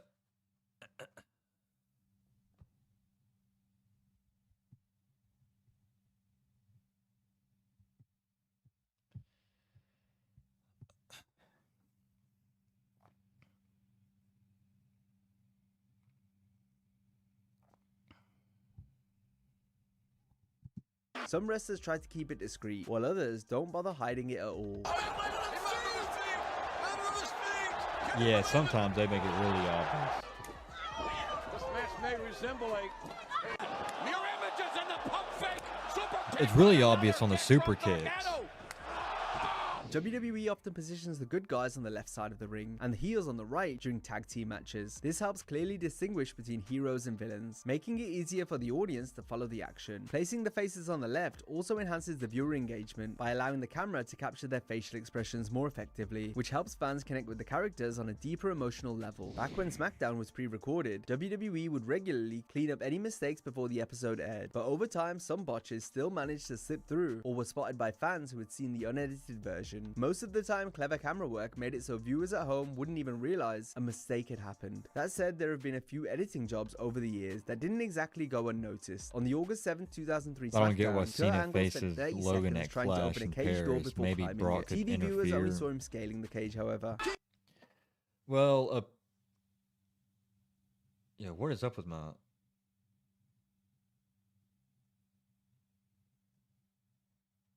Why does my... Does my stream look weird to y'all or something? Is it good? But you don't get why Cena faces Logan at Clash in Paris. So I don't know. I don't know if you've heard this, David, but apparently they're going to do a show in September, because as of right now, there isn't a show that's taking place in September. After Clash in Paris, the next show is in October, which is, you know, that Crown Jewel in Perth, Australia. And apparently they do a show in September, which is going to be, apparently the rumor is that they're going to run this show in September the same day as AEW All Out, I think is what it is. And they're going to do Cena versus Brock for that, because WWE is going to want to steal all the headlines from AEW that weekend. But I don't think Brock will get involved. I don't think we'll see him at Clash in Paris. If I had to guess, we'll see him on the SmackDown maybe afterwards. I did kind of think it was weird how we're not getting Brock and Cena right away. They're pausing that to do Logan and Cena. But I mean, I'm fine with seeing Logan versus Cena. I know a lot of people like moaned and groaned when we got that, but I don't mind at all. And I know a lot of people, they didn't have Logan Paul on their list of matches for John Cena this year, but I did. I actually had that on my list. Hell, I wanted to see Logan and Cena at WrestleMania this year,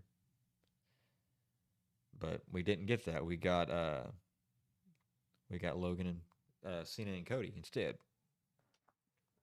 I think if Cena didn't turn heel, which he shouldn't have, then they should have done Logan versus Cena at WrestleMania.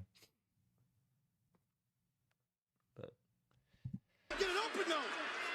yeah. Paul Heyman seems like an eternity on the shoulders of Brock Lesnar.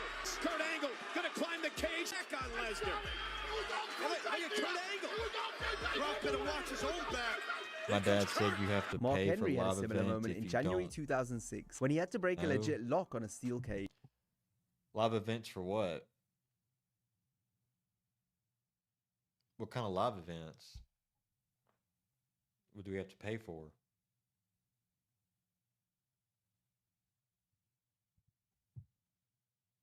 Oh, shit. I didn't mean to do that.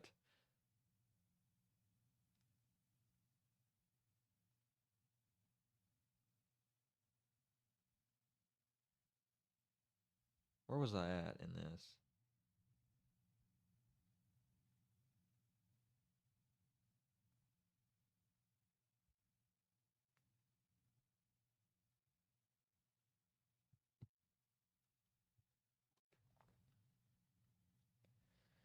My dad said you have to pay for live events if you don't know, like Royal Rumble.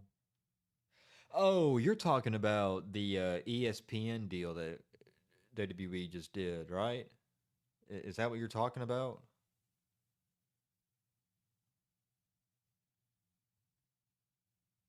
Yo, what's up, Alex? What's going on? We're checking out 1 hour of wrestling secrets that WWE tried to hide. I said I wasn't going to watch the full hour, but we are already 33 minutes into it. So, shit, might as well. Yeah. Yeah, so apparently, they're going to go to ESPN next year. And so apparently, first of all, when they announced this deal, they didn't do a very good job at announcing it.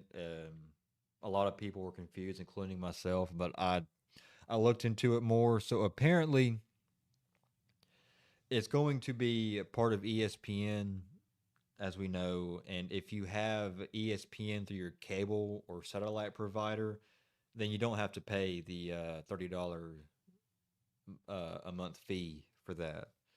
I don't have cable or satellite. I use YouTube TV, and YouTube TV hasn't said yet if they're going to be a part of that or not. So I might have to, pay the $30. I really don't want to, but hell, I mean, if you don't want to pay that $30 a month, then your best bet at this point is to get a VPN and just watch all the PLEs on Netflix. I've thought about doing that. I thought about getting a VPN not just to watch Netflix like from the UK or whatever, for other reasons, for security reasons, but hang on, let me see if I can find a article on that real quick. Let's see here. WWE ESPN deal. Okay. Let's see what this is on ESPN. All right, so ESPN joins with WWE to stream WrestleMania beginning in 2026. All right, so WrestleMania will be part of ESPN's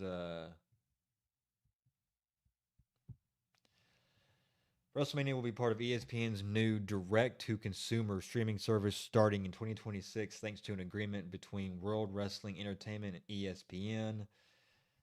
Let's see here. Is there anything that talks about the deal announced Wednesday includes two-night events such as WrestleMania and SummerSlam, plus other premium live events including Royal Rumble, Survivor Series, and Money in the Bank. WWE will also provide the events for ESPN platforms, which will serve as their exclusive U.S. domestic home. WWE has an immense, devoted, and passionate fan base that we're excited to super serve on our new ESPN DTC platform. ESPN chairman Jimmy Pitaro said. This agreement, which features the most significant WWE events of the year, bolsters our unprecedented content portfolio and help drive our streaming future. Is there anything else that talks about like the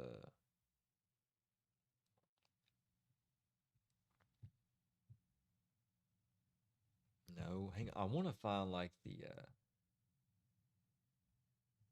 Okay, hang on. Is this it? WWE will launch its streaming service on August 21st with a $29.99 per month price joint and will keep the linear network's name ESPN. The direct-to-consumer service will allow users to get all 7 of ESPN's domestic linear networks in addition to ESPN on ABC and other streaming options. So if you have ESPN through your cable and satellite provider, so I guess it's like DirecTV, Dish, Charter, I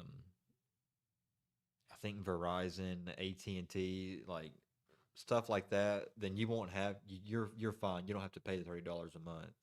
But I'm hoping, since I use YouTube TV, that YouTube TV joins this, because I really don't want to have to pay another $30 a month. But I mean, I don't think it's as bad as people are making it out to be, honestly. I think people just like to complain. I'm not saying you're complaining, David, but that is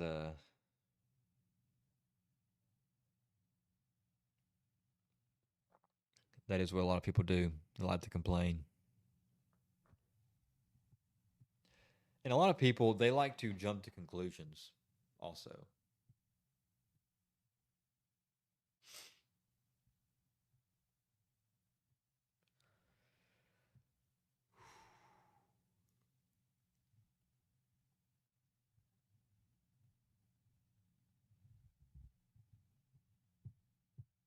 That's crazy.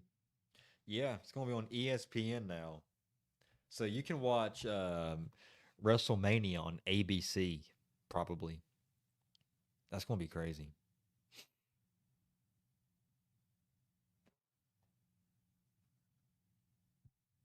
Because right now they're on Peacock. Well, in the US. But like I said, you can get a VPN and go to Netflix and like change your location to anywhere in the UK. And then you can watch all your WWE PLEs on Netflix. All right, let's get back to this video. TV viewers only saw him scaling the cage, however. Can't get it open though. Angle can't open the cage door live. On the shoulders of Brock Lesnar. Kurt Angle gonna climb the cage. Back on Lesnar. Kurt Angle. Oh, they didn't show him open the. Here comes Kurt.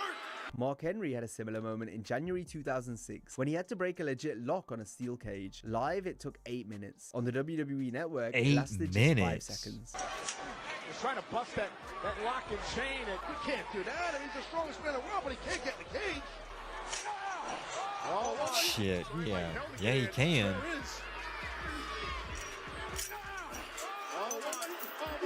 In 2002, Rey Mysterio became the first ever elf on a This is shelf. one of the funniest bloopers ever. Holy moly. See it out there, man. Feel it.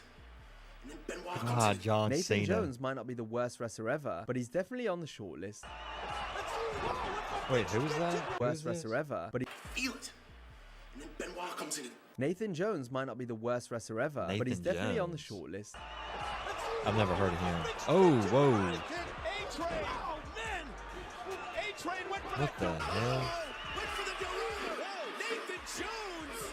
Damn, they kind of did a pretty good job The editing WWE that. ring itself was a constant enemy. Oh, Sin Cara the Botch King.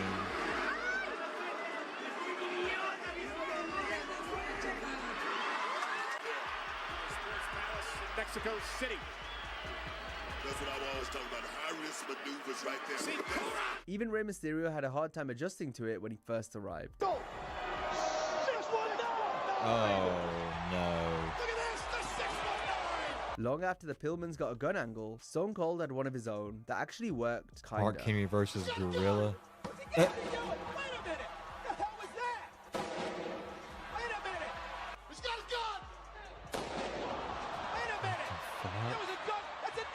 Mic errors are easier to fix, since talent can simply restart their promo. And you're laughing stock of the World Wrestling World Championship Wrestling. God, he said the wrong company. You're laughing stock of World Championship I like to see Mark Henry versus a Gorilla.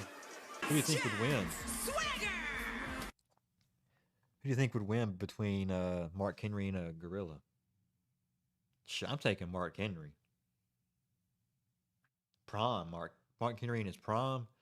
I bet you could easily take on a Gorilla. Easily could take on a Gorilla. No cap, I'm going to bed. Bye. All right, bro. Take care, David. God, I need a drink. Hang on. I'll be back in a second. I'm going to get a water.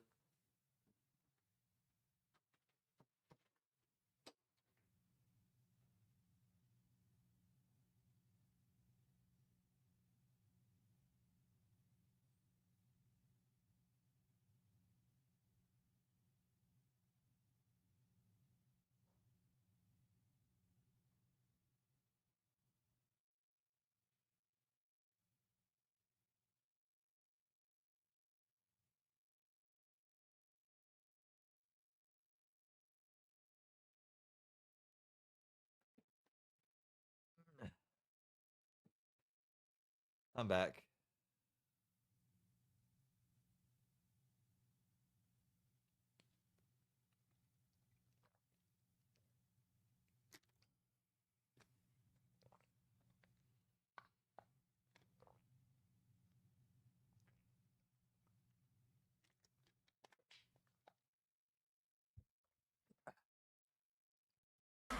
Lillian, it's actually Zack Ryder, but nonetheless. Wait, Alex, when was the last time you watched wrestling? Because didn't you tell me at work that you used to watch it?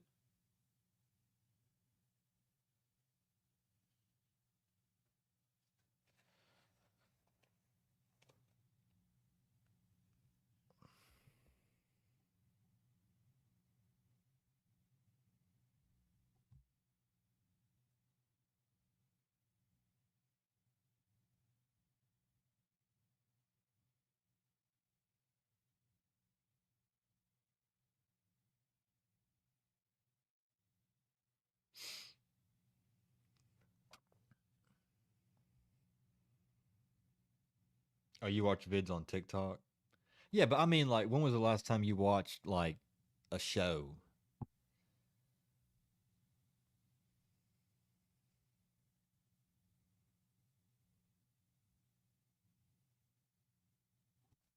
When was the last time you watched, like, a actual show? Like a Raw or a SmackDown live?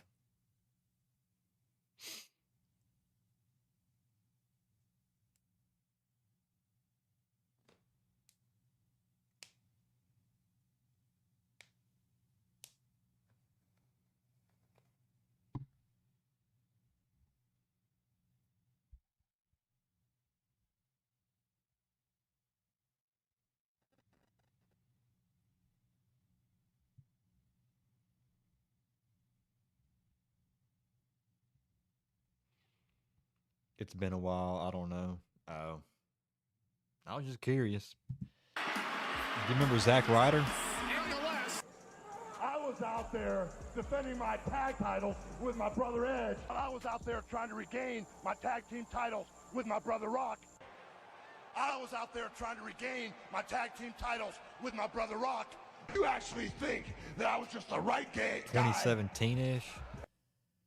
Well, you picked the right time to stop watching, because 2018 and 2019 were god-awful years.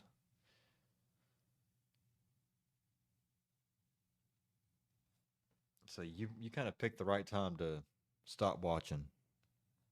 Because if you were to keep watching, you probably would have stopped watching in 2019. In 2018 and 2019. I kind of stopped watching in 2019 because it was just so bad. And then I didn't really, like, get back into it like I am now until about 2022. 2021, 2022. So.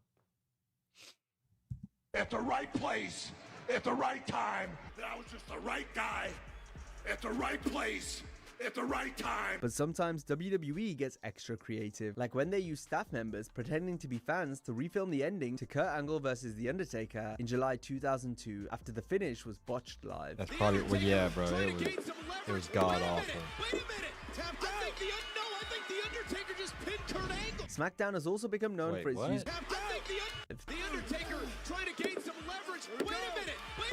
Tapped out! I think the Undertaker just pinned Kurt Angle! SmackDown has also become known for its use What of the hell just piped-in happened crowd there? noise, particularly the infamous hairdryer pop, a generic crowd sound WWE would use to simulate excitement even when the live audience was clearly quiet. And I knew I had to bring the pain. You bet your ass I would. WWE champion! Haven't defeated enough. Ah, yeah, that is. Batista making history. WWE has been using these artificial reactions for years. In the main event of WrestleMania! These two actually brothers-in-law. Winning the six-pack challenge will enter last in the Raw. Yeah, dude, you can obviously tell that it's fake. You lose your title. And in some cases, they've even inserted fake fan noise during live broadcasts. What's up, Randy? First of all, where the hell Yeah, are you and then it Second just of all, stops. At any time is always with me. And Rebecca's Raw Women's Champion.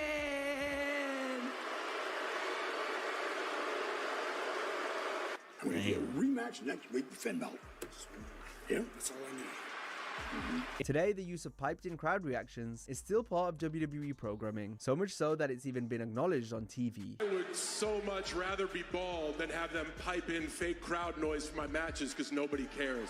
I always Austin thought they Theory were hasn't been the pumping same in that since noise. then. I didn't realize how loud it actually was when you were out here. Let's now take an even bigger deep dive into how WWE covers up and edits out screw-ups. One of the WWE's most common tricks to hide a botch is switching the camera Oh my angle, gosh. especially if the live shot clearly exposes a mistake. When this happens, future versions of the show will often cut to a more flattering angle to save face. At WrestleMania 21, Tyson Tomko dove over the top rope before Kane could even hit him.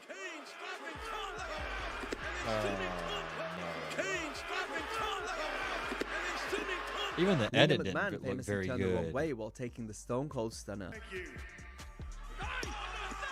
Oh. Thank you. During a botched springboard arm drag by S.A. Rios on Raven, a producer can be heard shouting to clean it up in post-production.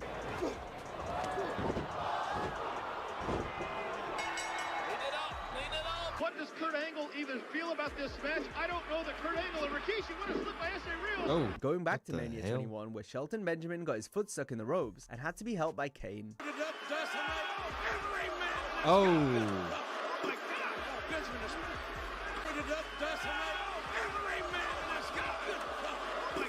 Christian lost control of CM Punk mid-air while attempting the Unprettier off a ladder at WrestleMania 25.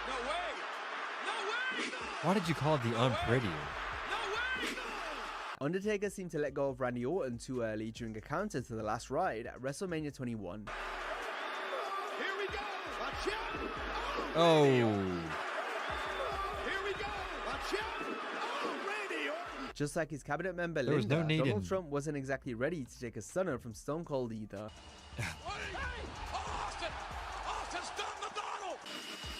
Austin stunned the Donald.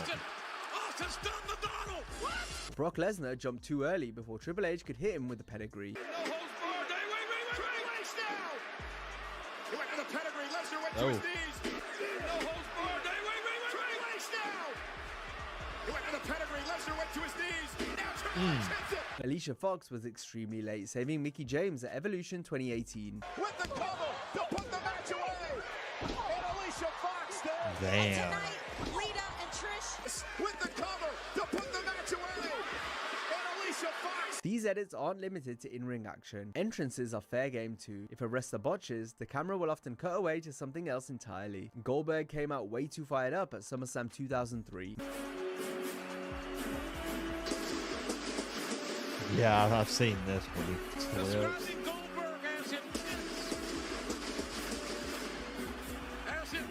Mandy Rose sipped on a wet ramp at WrestleMania 37. To make a name for their team. To make a name for their team.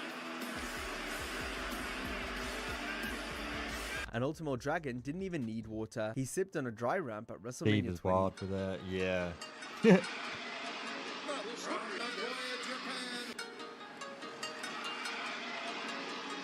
You can still see him slip in the Camera background. tricks don't always work. Some botches are just too blatant and end up being edited out completely. If the spot was redone during the match, WWE will use the cleaner take in all future broadcasts. At Extreme Rules 2021, Alexa Bliss was caught visibly chewing Alka-Seltzer to foam at the mouth. In 2019, Shane McMahon went down from just a kick to the gut rather than the actual stunner from Kevin Owens. Turn around, Shane.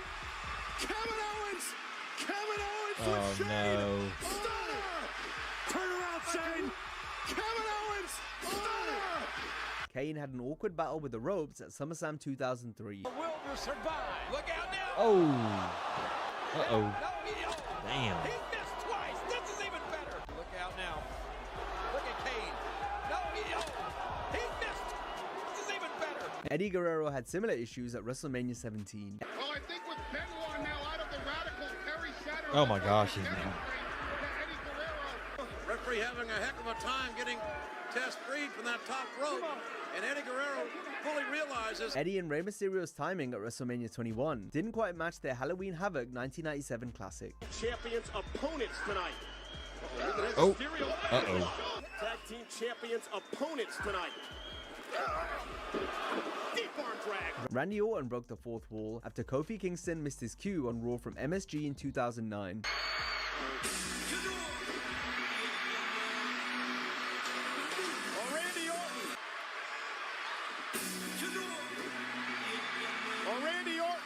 They did a Big Show and they Randy did somewhat of Orton a good managed to job turn of the covering that one RKO up. into an RK No on Raw in 2012. Doesn't know what awaits him here.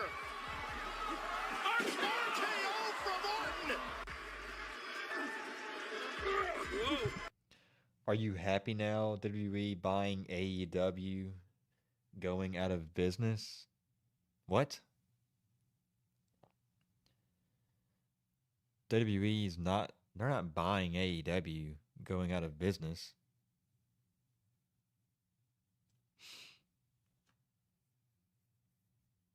Why would I be happy about that?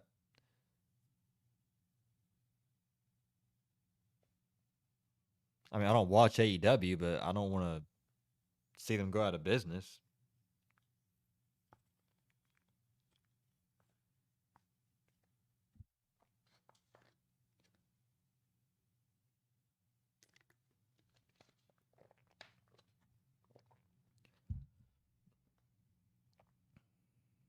Someone told you? Someone told you that WWE is buying AEW? Is that what somebody told you? Whoever told you that's lying. Or they probably saw something on the internet that wasn't true. You got to be careful about what you see on the internet, because a lot of it's not true. Especially when it comes to wrestling. Yeah, that's not true. That is not true at all.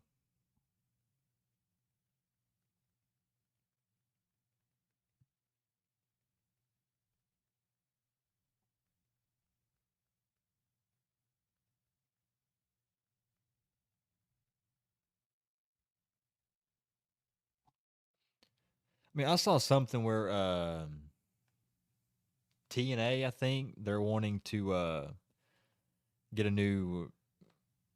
Hang on, let me find that report. Something about WWE and TNA.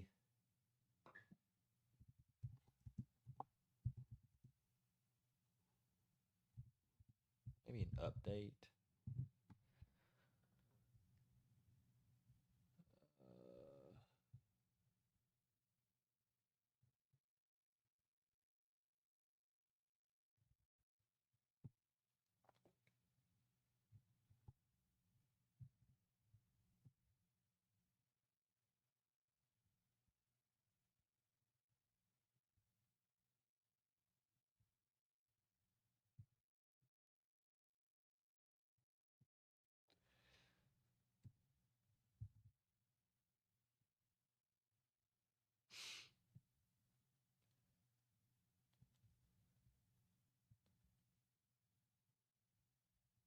Of course, Tony Khan names his favorite wrestlers not on AEW Ring of Honor roster, and none work for WWE.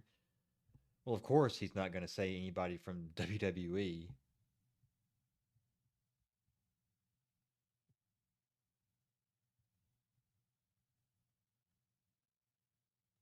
Where is that report that I just saw about TNA and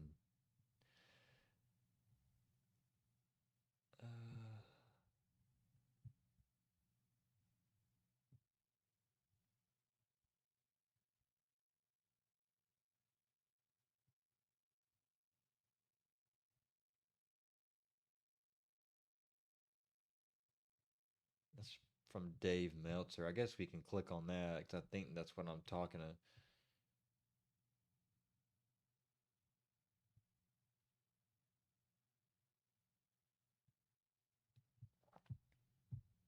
I did see this where NFL and NBA schedules to determine final date for John Cena's last match.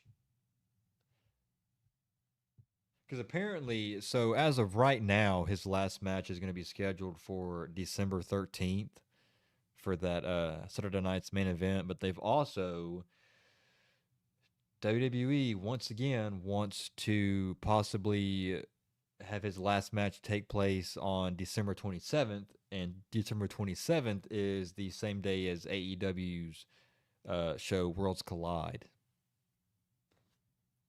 I did see that. Let's go to this. Now, this is from Dave Meltzer, so we got to take this with a grain of salt because everything he reports is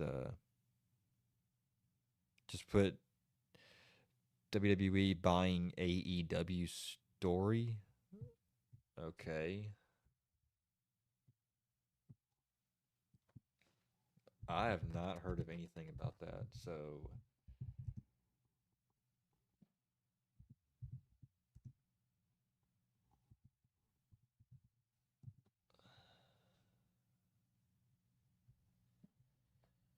...2013, 2024, 2013, 3 days ago.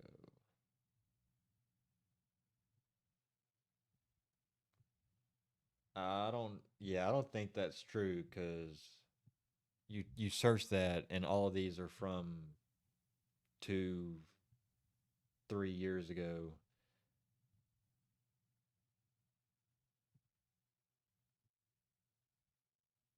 Let me go back to that last report that I just saw. Claims WWE could opt to acquire TNA as part of working agreement.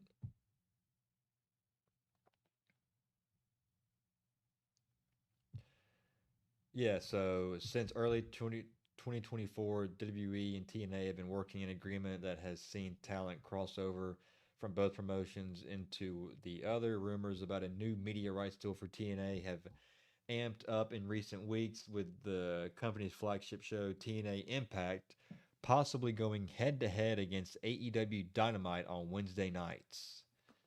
The working deal with TNA is similar to the deals WWE had offered various European groups, WXW, OTT, Rev Pro, and Progress years ago when they offered to allow some European talents on the show. This doesn't mean WWE is buying TNA, but if Meltzer is correct, which he 90% of the time he is not, the company may have the ability to, but if the rumor is correct, the company may have the ability to buy TNA. According to recent rumors, there may be another party interested in purchasing the promotion. Former UFC owner Lorenzo Fertitta.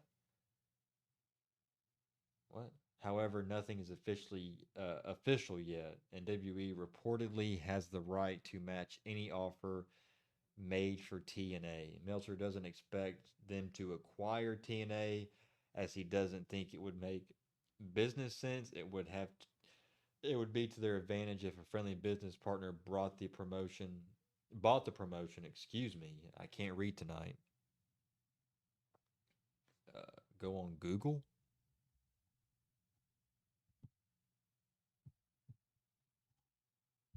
Okay.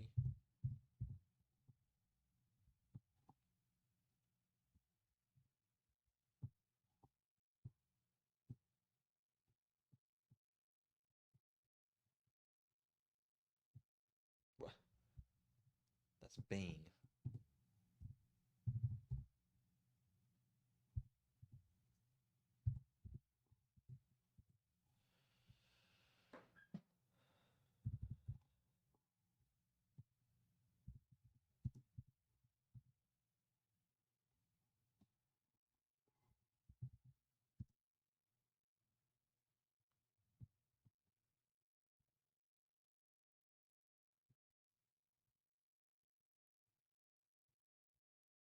May 7th.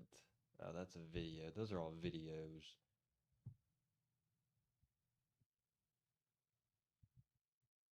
So the AIO review says WWE have been there have been discussions. Well, we just read this. I don't think they're gonna buy. Yeah, so I think whoever told you that they were lying to you, bro.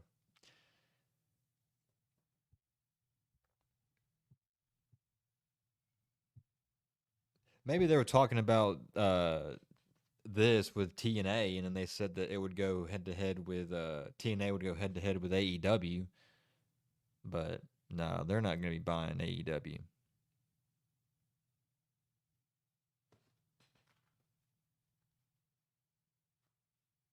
They're not going to buy AEW.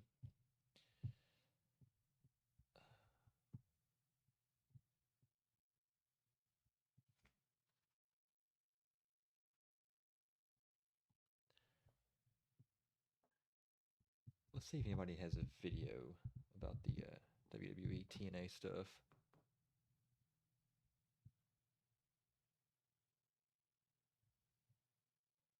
Hell, let's just check this out.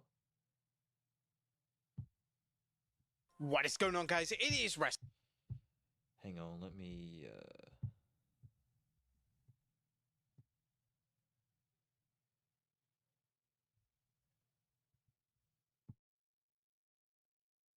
Nope.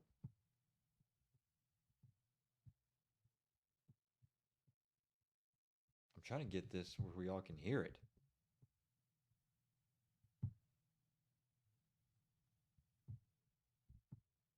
Wrestlemania here, back with some more news. Join us now as we look at the wildest news stories and rumors you need to know. Can I hear this video? WWE's plan to destroy AEW. Is TNA up for sale? WWE have a big problem on who will win between Cena and Lesnar. Bad news for Liv Morgan. A WWE legend booed after a Hulk Hogan tribute. R-Truth says his serious character is gone for good. Seth Rollins has a wardrobe malfunction, and much more. Be sure to subscribe and hit that notification bell for daily wrestling videos, and follow us on Facebook for exclusive lists. Also check out our new videos on Wrestlemania XL.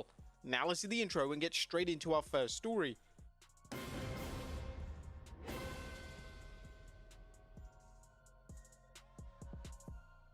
Our first story looks at rumors of a TNA up for sale.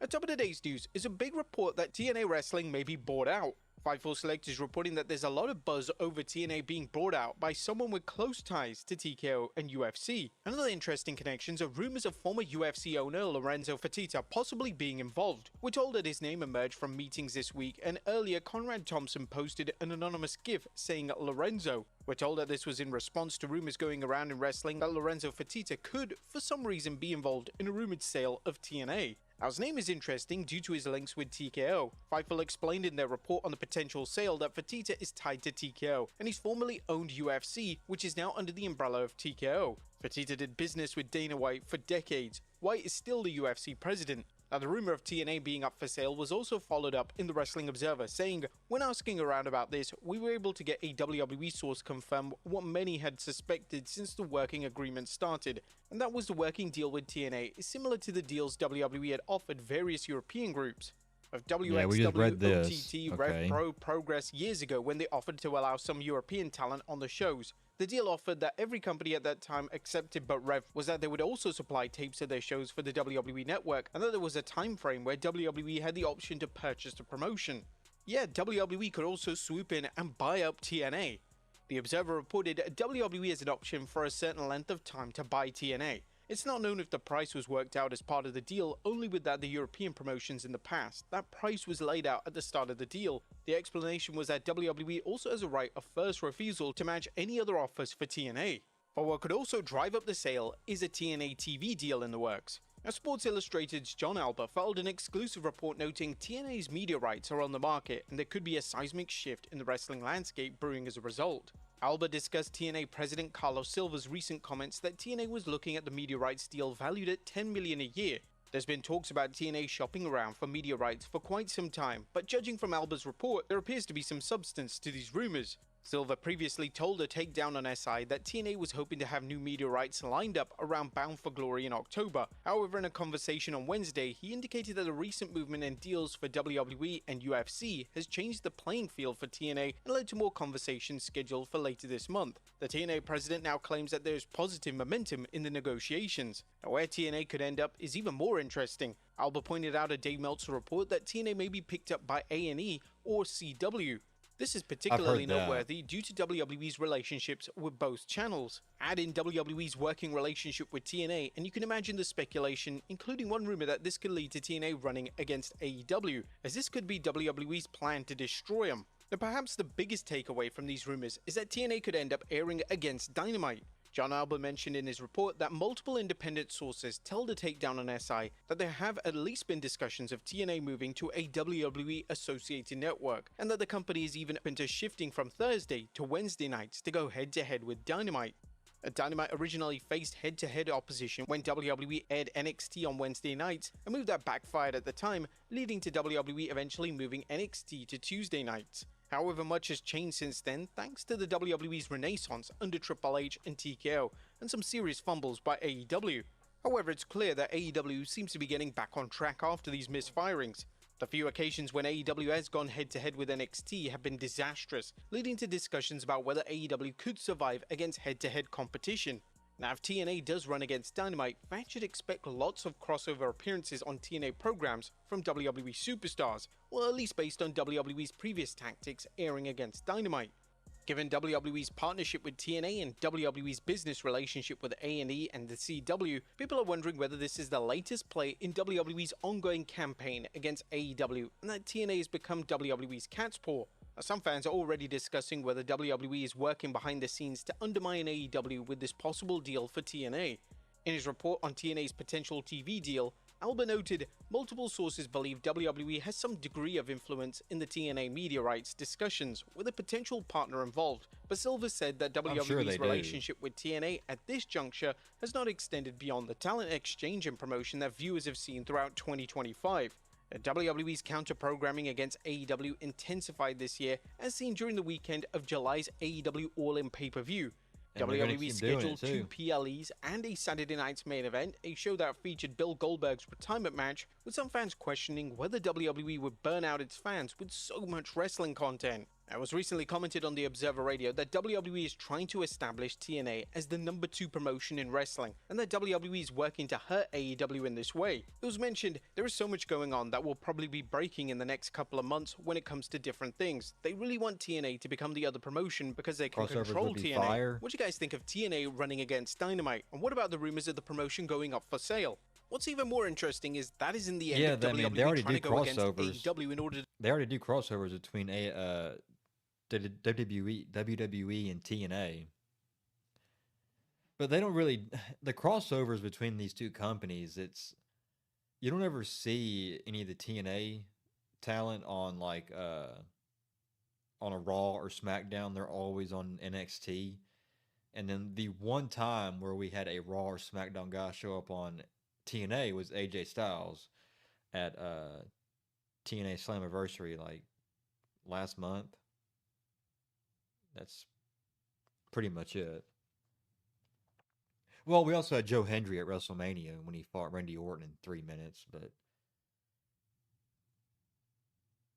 that's pretty much it.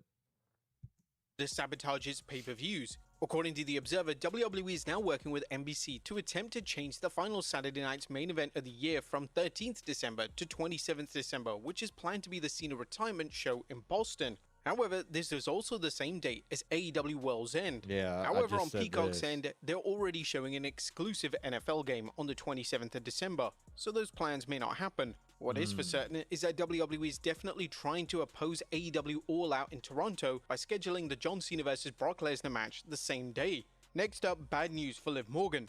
Liv Morgan suffered a dislocation. Well, I have heard that report, though, about them trying to do Cena versus Lesnar the same day as All Out.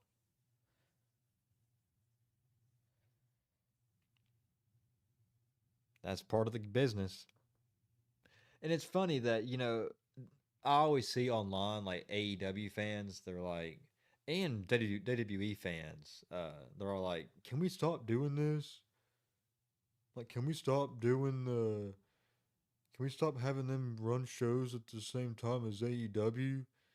Like, it's competition. You know, AEW's, they always say that they're the competitor brand. Well, prove it then. Prove it when WWE decides to run a show the same day as yours. Let your show speak for itself. You know? That's just the way I look at it, though. But let's hear this. I want to hear this Liv 2025 Morgan match on news. Raw against Kairi Sane. The injury occurred early in the match when she landed awkwardly after a single leg takedown from Sane. Now, whilst Morgan has started her journey to recovery, the recovery could be taking longer than expected. According to PW Insider Elite, the word among numerous I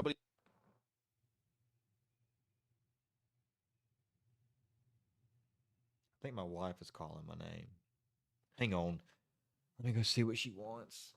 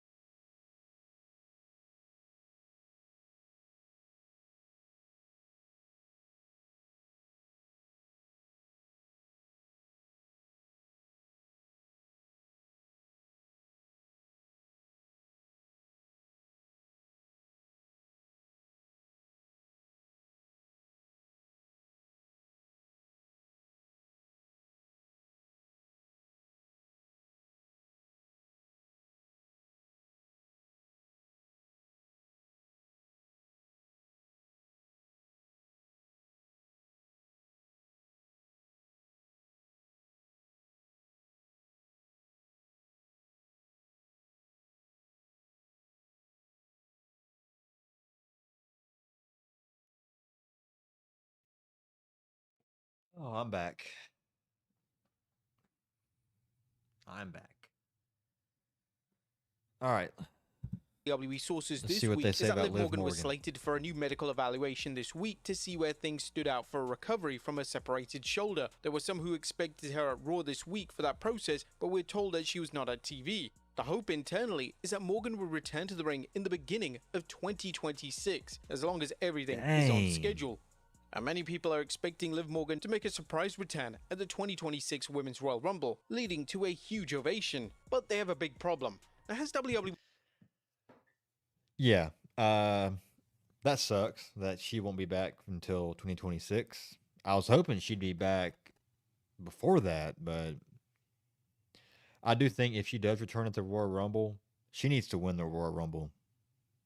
She's been the runner-up the last like 3 years now. They need to give her the Royal Rumble win. I think it's dang, that sucks. I miss Liv Morgan.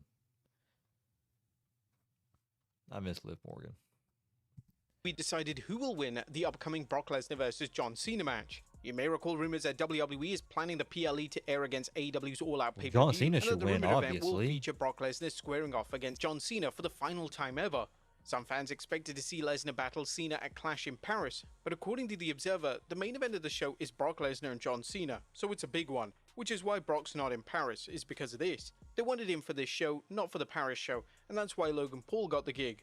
But the question of who will win is still up in the air, with Cultaholic commenting, while plans are still in place for when Brock Lesnar versus John Cena will take place, a consensus is yet to be reached on who should actually win the match. According to Body Slam, many within WWE want John Cena to go over Brock Lesnar in the match, but some key figures within the company also believe Lesnar should be winning, as it's his first match back following a 2-year hiatus. That doesn't Now, if matter. Lesnar does win, let's hope it's not a repeat performance of his 2014 SummerSlam match against Cena, where Brock squashed John in one of wrestling's most lopsided championship matches.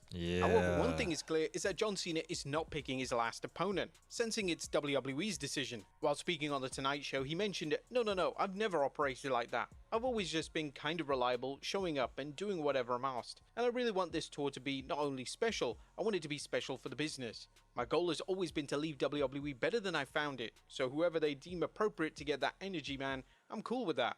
Again, this is the second time that John Cena has loosely confirmed that he has no power over the opponents he's chosen for his retirement tour. Next up, a WWE legend. I want to see him face Gunther.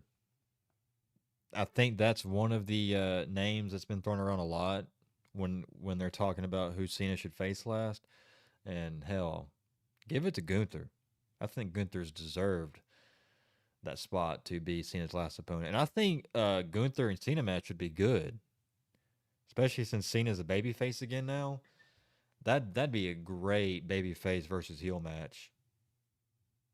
I mean, that's right up there in Cena's alley for that. That's the type of match Cena works best. Trying to overcome that villain, that foreign villain. That'd be a great match for Cena's last opponent.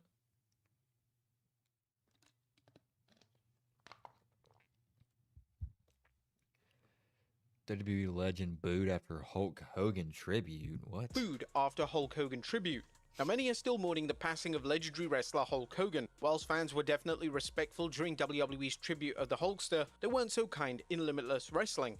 According to The Observer, Tony Atlas reportedly attempted to deliver a eulogy for Hulk Hogan at Limitless Wrestling, but was booed to the point that he gave up.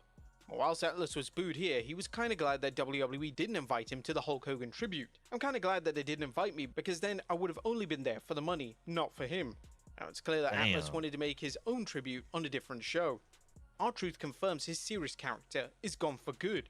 And when R-Truth made his shocking return to WWE after just being released, R-Truth was no more. He was now Ron R-Truth Killings, cutting off his locks and becoming a more serious character. However, after only a month, Truth has now dropped the character entirely. While speaking on the Rap Wrestling podcast, he mentioned, "You've had a serious Truth. What more do you want from me? We've had the serious Truth, Ron the Truth Killings. We had the serious Truth with the little Jimmy. We've had the serious Truth. Everybody wants to see me with that WWE World Heavyweight Championship. That's what everybody wants to see." R-Truth now calls himself the real definition of the People's Champion, being more popular than ever after the huge uproar in WWE when fans rallied against WWE for making the stupid decision of releasing him. Next up, a wrestler denies retirement. Now is former AEW Women's Champion Dr. Britt Baker living a permanent vacation. Baker hasn't appeared on AEW TV since late 2024, leading to the rumors that she asked out of her AEW deal, which is a story that AEW President Tony Khan scoffed at, promising that Baker would return when the time is right. And now a recent photo of Britt enjoying a stroll on the beach has added fuel to the fire, and a fan commented on the post saying, "So I see you're officially retired." But Britt replied, "Because I'm at the beach in Florida, where I live." And finally, Seth Rollins' wardrobe malfunction. And last but not least, Seth Rollins has been firing on all cylinders of late, including in winning this year's Money in the Bank briefcase and successfully cashing it in against CM Punk to become World Heavyweight Champion. However, Seth's good fortune hit a minor speed bump during an appearance I yesterday saw this on Twitter NFL Network's Good earlier Morning today. Football show. Seth, who was going for a fake football tackle when he squatted down, led to his pants ripping right open. Everyone enjoyed a laugh at Seth's expense, as did everyone on social media. But there you have it, folks. The wildest news stories. Damn. So, Sergio, there was your stuff about AEW and WWE and TNA. So yeah, they're not gonna be buying AEW. So whoever told you that, they were lying to you, bro.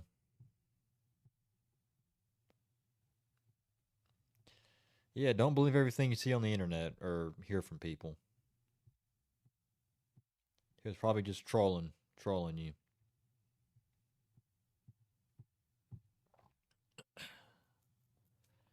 All right, what else y'all want to see? Y'all want to see anything specific? Any kind of wrestling video y'all want to see? Let me know and we can watch it. From YouTube, obviously. We can't watch like anything like WWE's channel. I mean, we probably could. But what y'all want to see?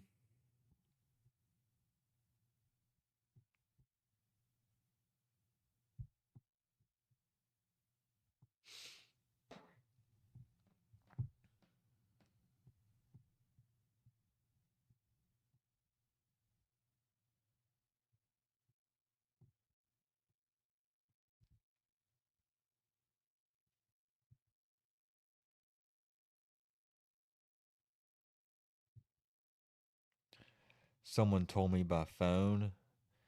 Dang, well, yeah, they were probably lying to you, bro.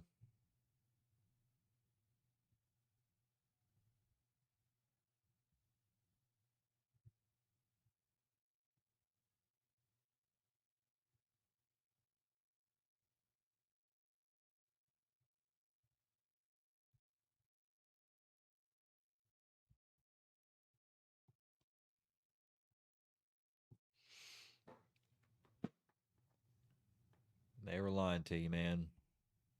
Like I said, they were probably yeah, I mean, we just saw what they said about the from WrestleMania's video, and they're not gonna buy AEW. And I don't think AEW would even buy WWE.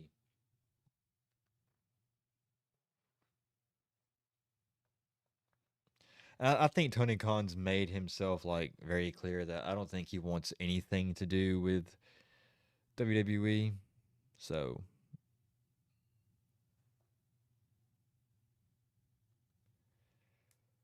yeah, I don't think we'll ever we won't see that ever.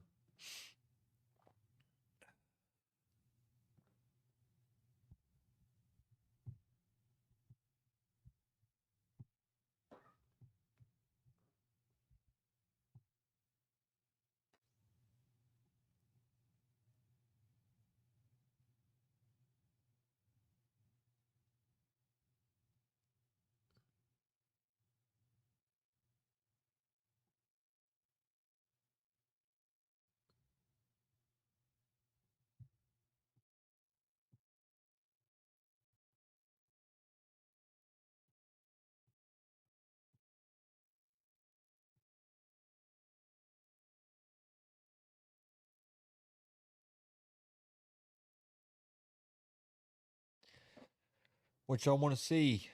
Y'all want to see anything specific? Talk about anything specific?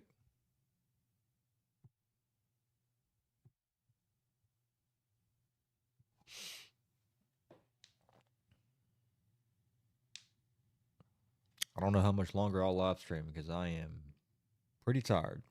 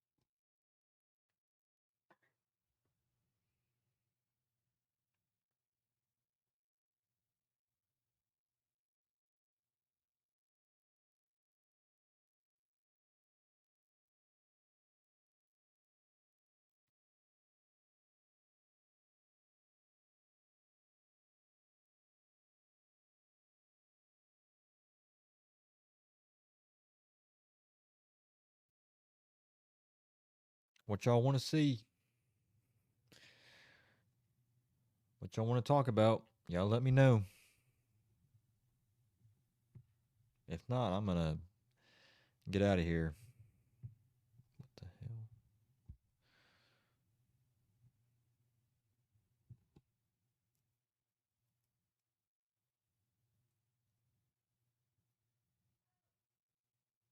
Hang on, I want to see what Monster said about SmackDown. Have I seen Superman? It's already on digital, really. No, Oh, is he already done with his? I have no interest in seeing it. I'm not a Superman guy. I'm a Batman guy. I guess he's reading super chats now.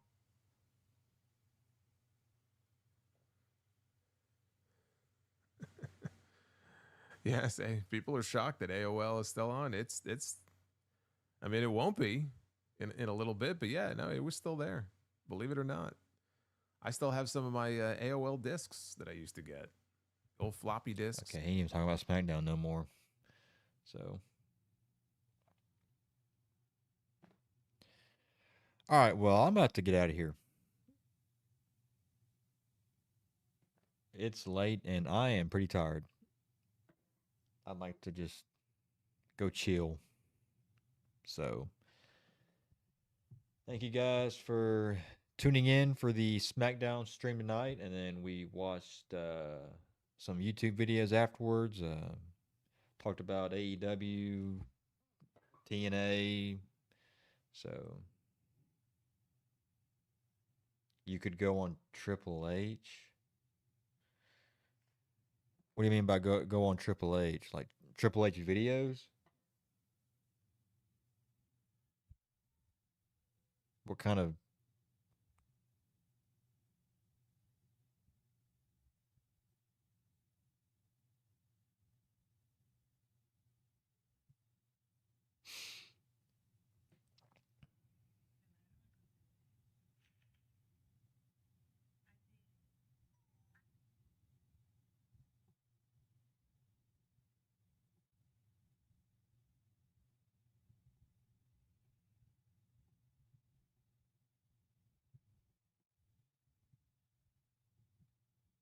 What do you mean by you can go on Triple H? Let me know and I can probably play something or.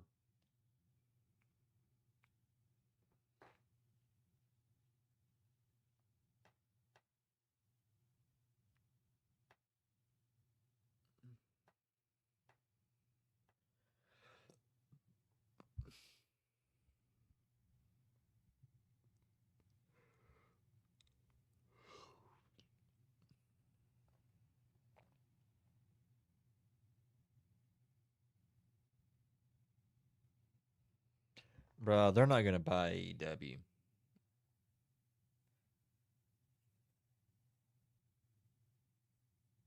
They're not gonna buy AEW.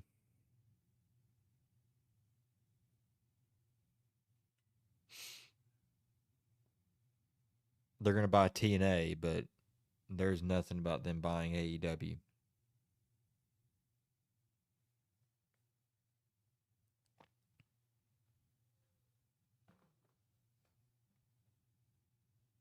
So, I looked for anything like that, and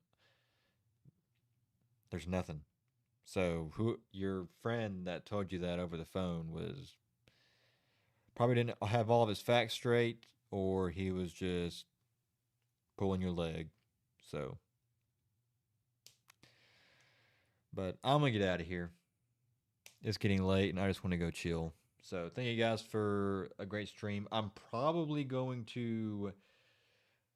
definitely gonna check out the AAA show tomorrow night on WWE's YouTube. But how do you know? Well, dude, we just spent like a good 10 minutes trying to look stuff up on that, and there's nothing that came up.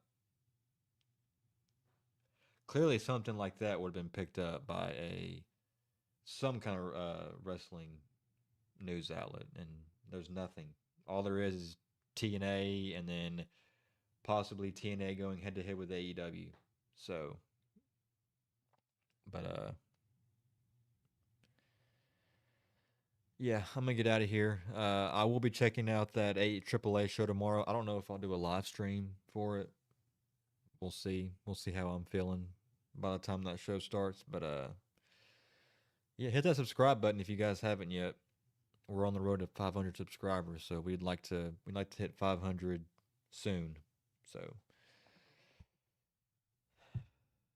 that's about it. I will see you guys next time.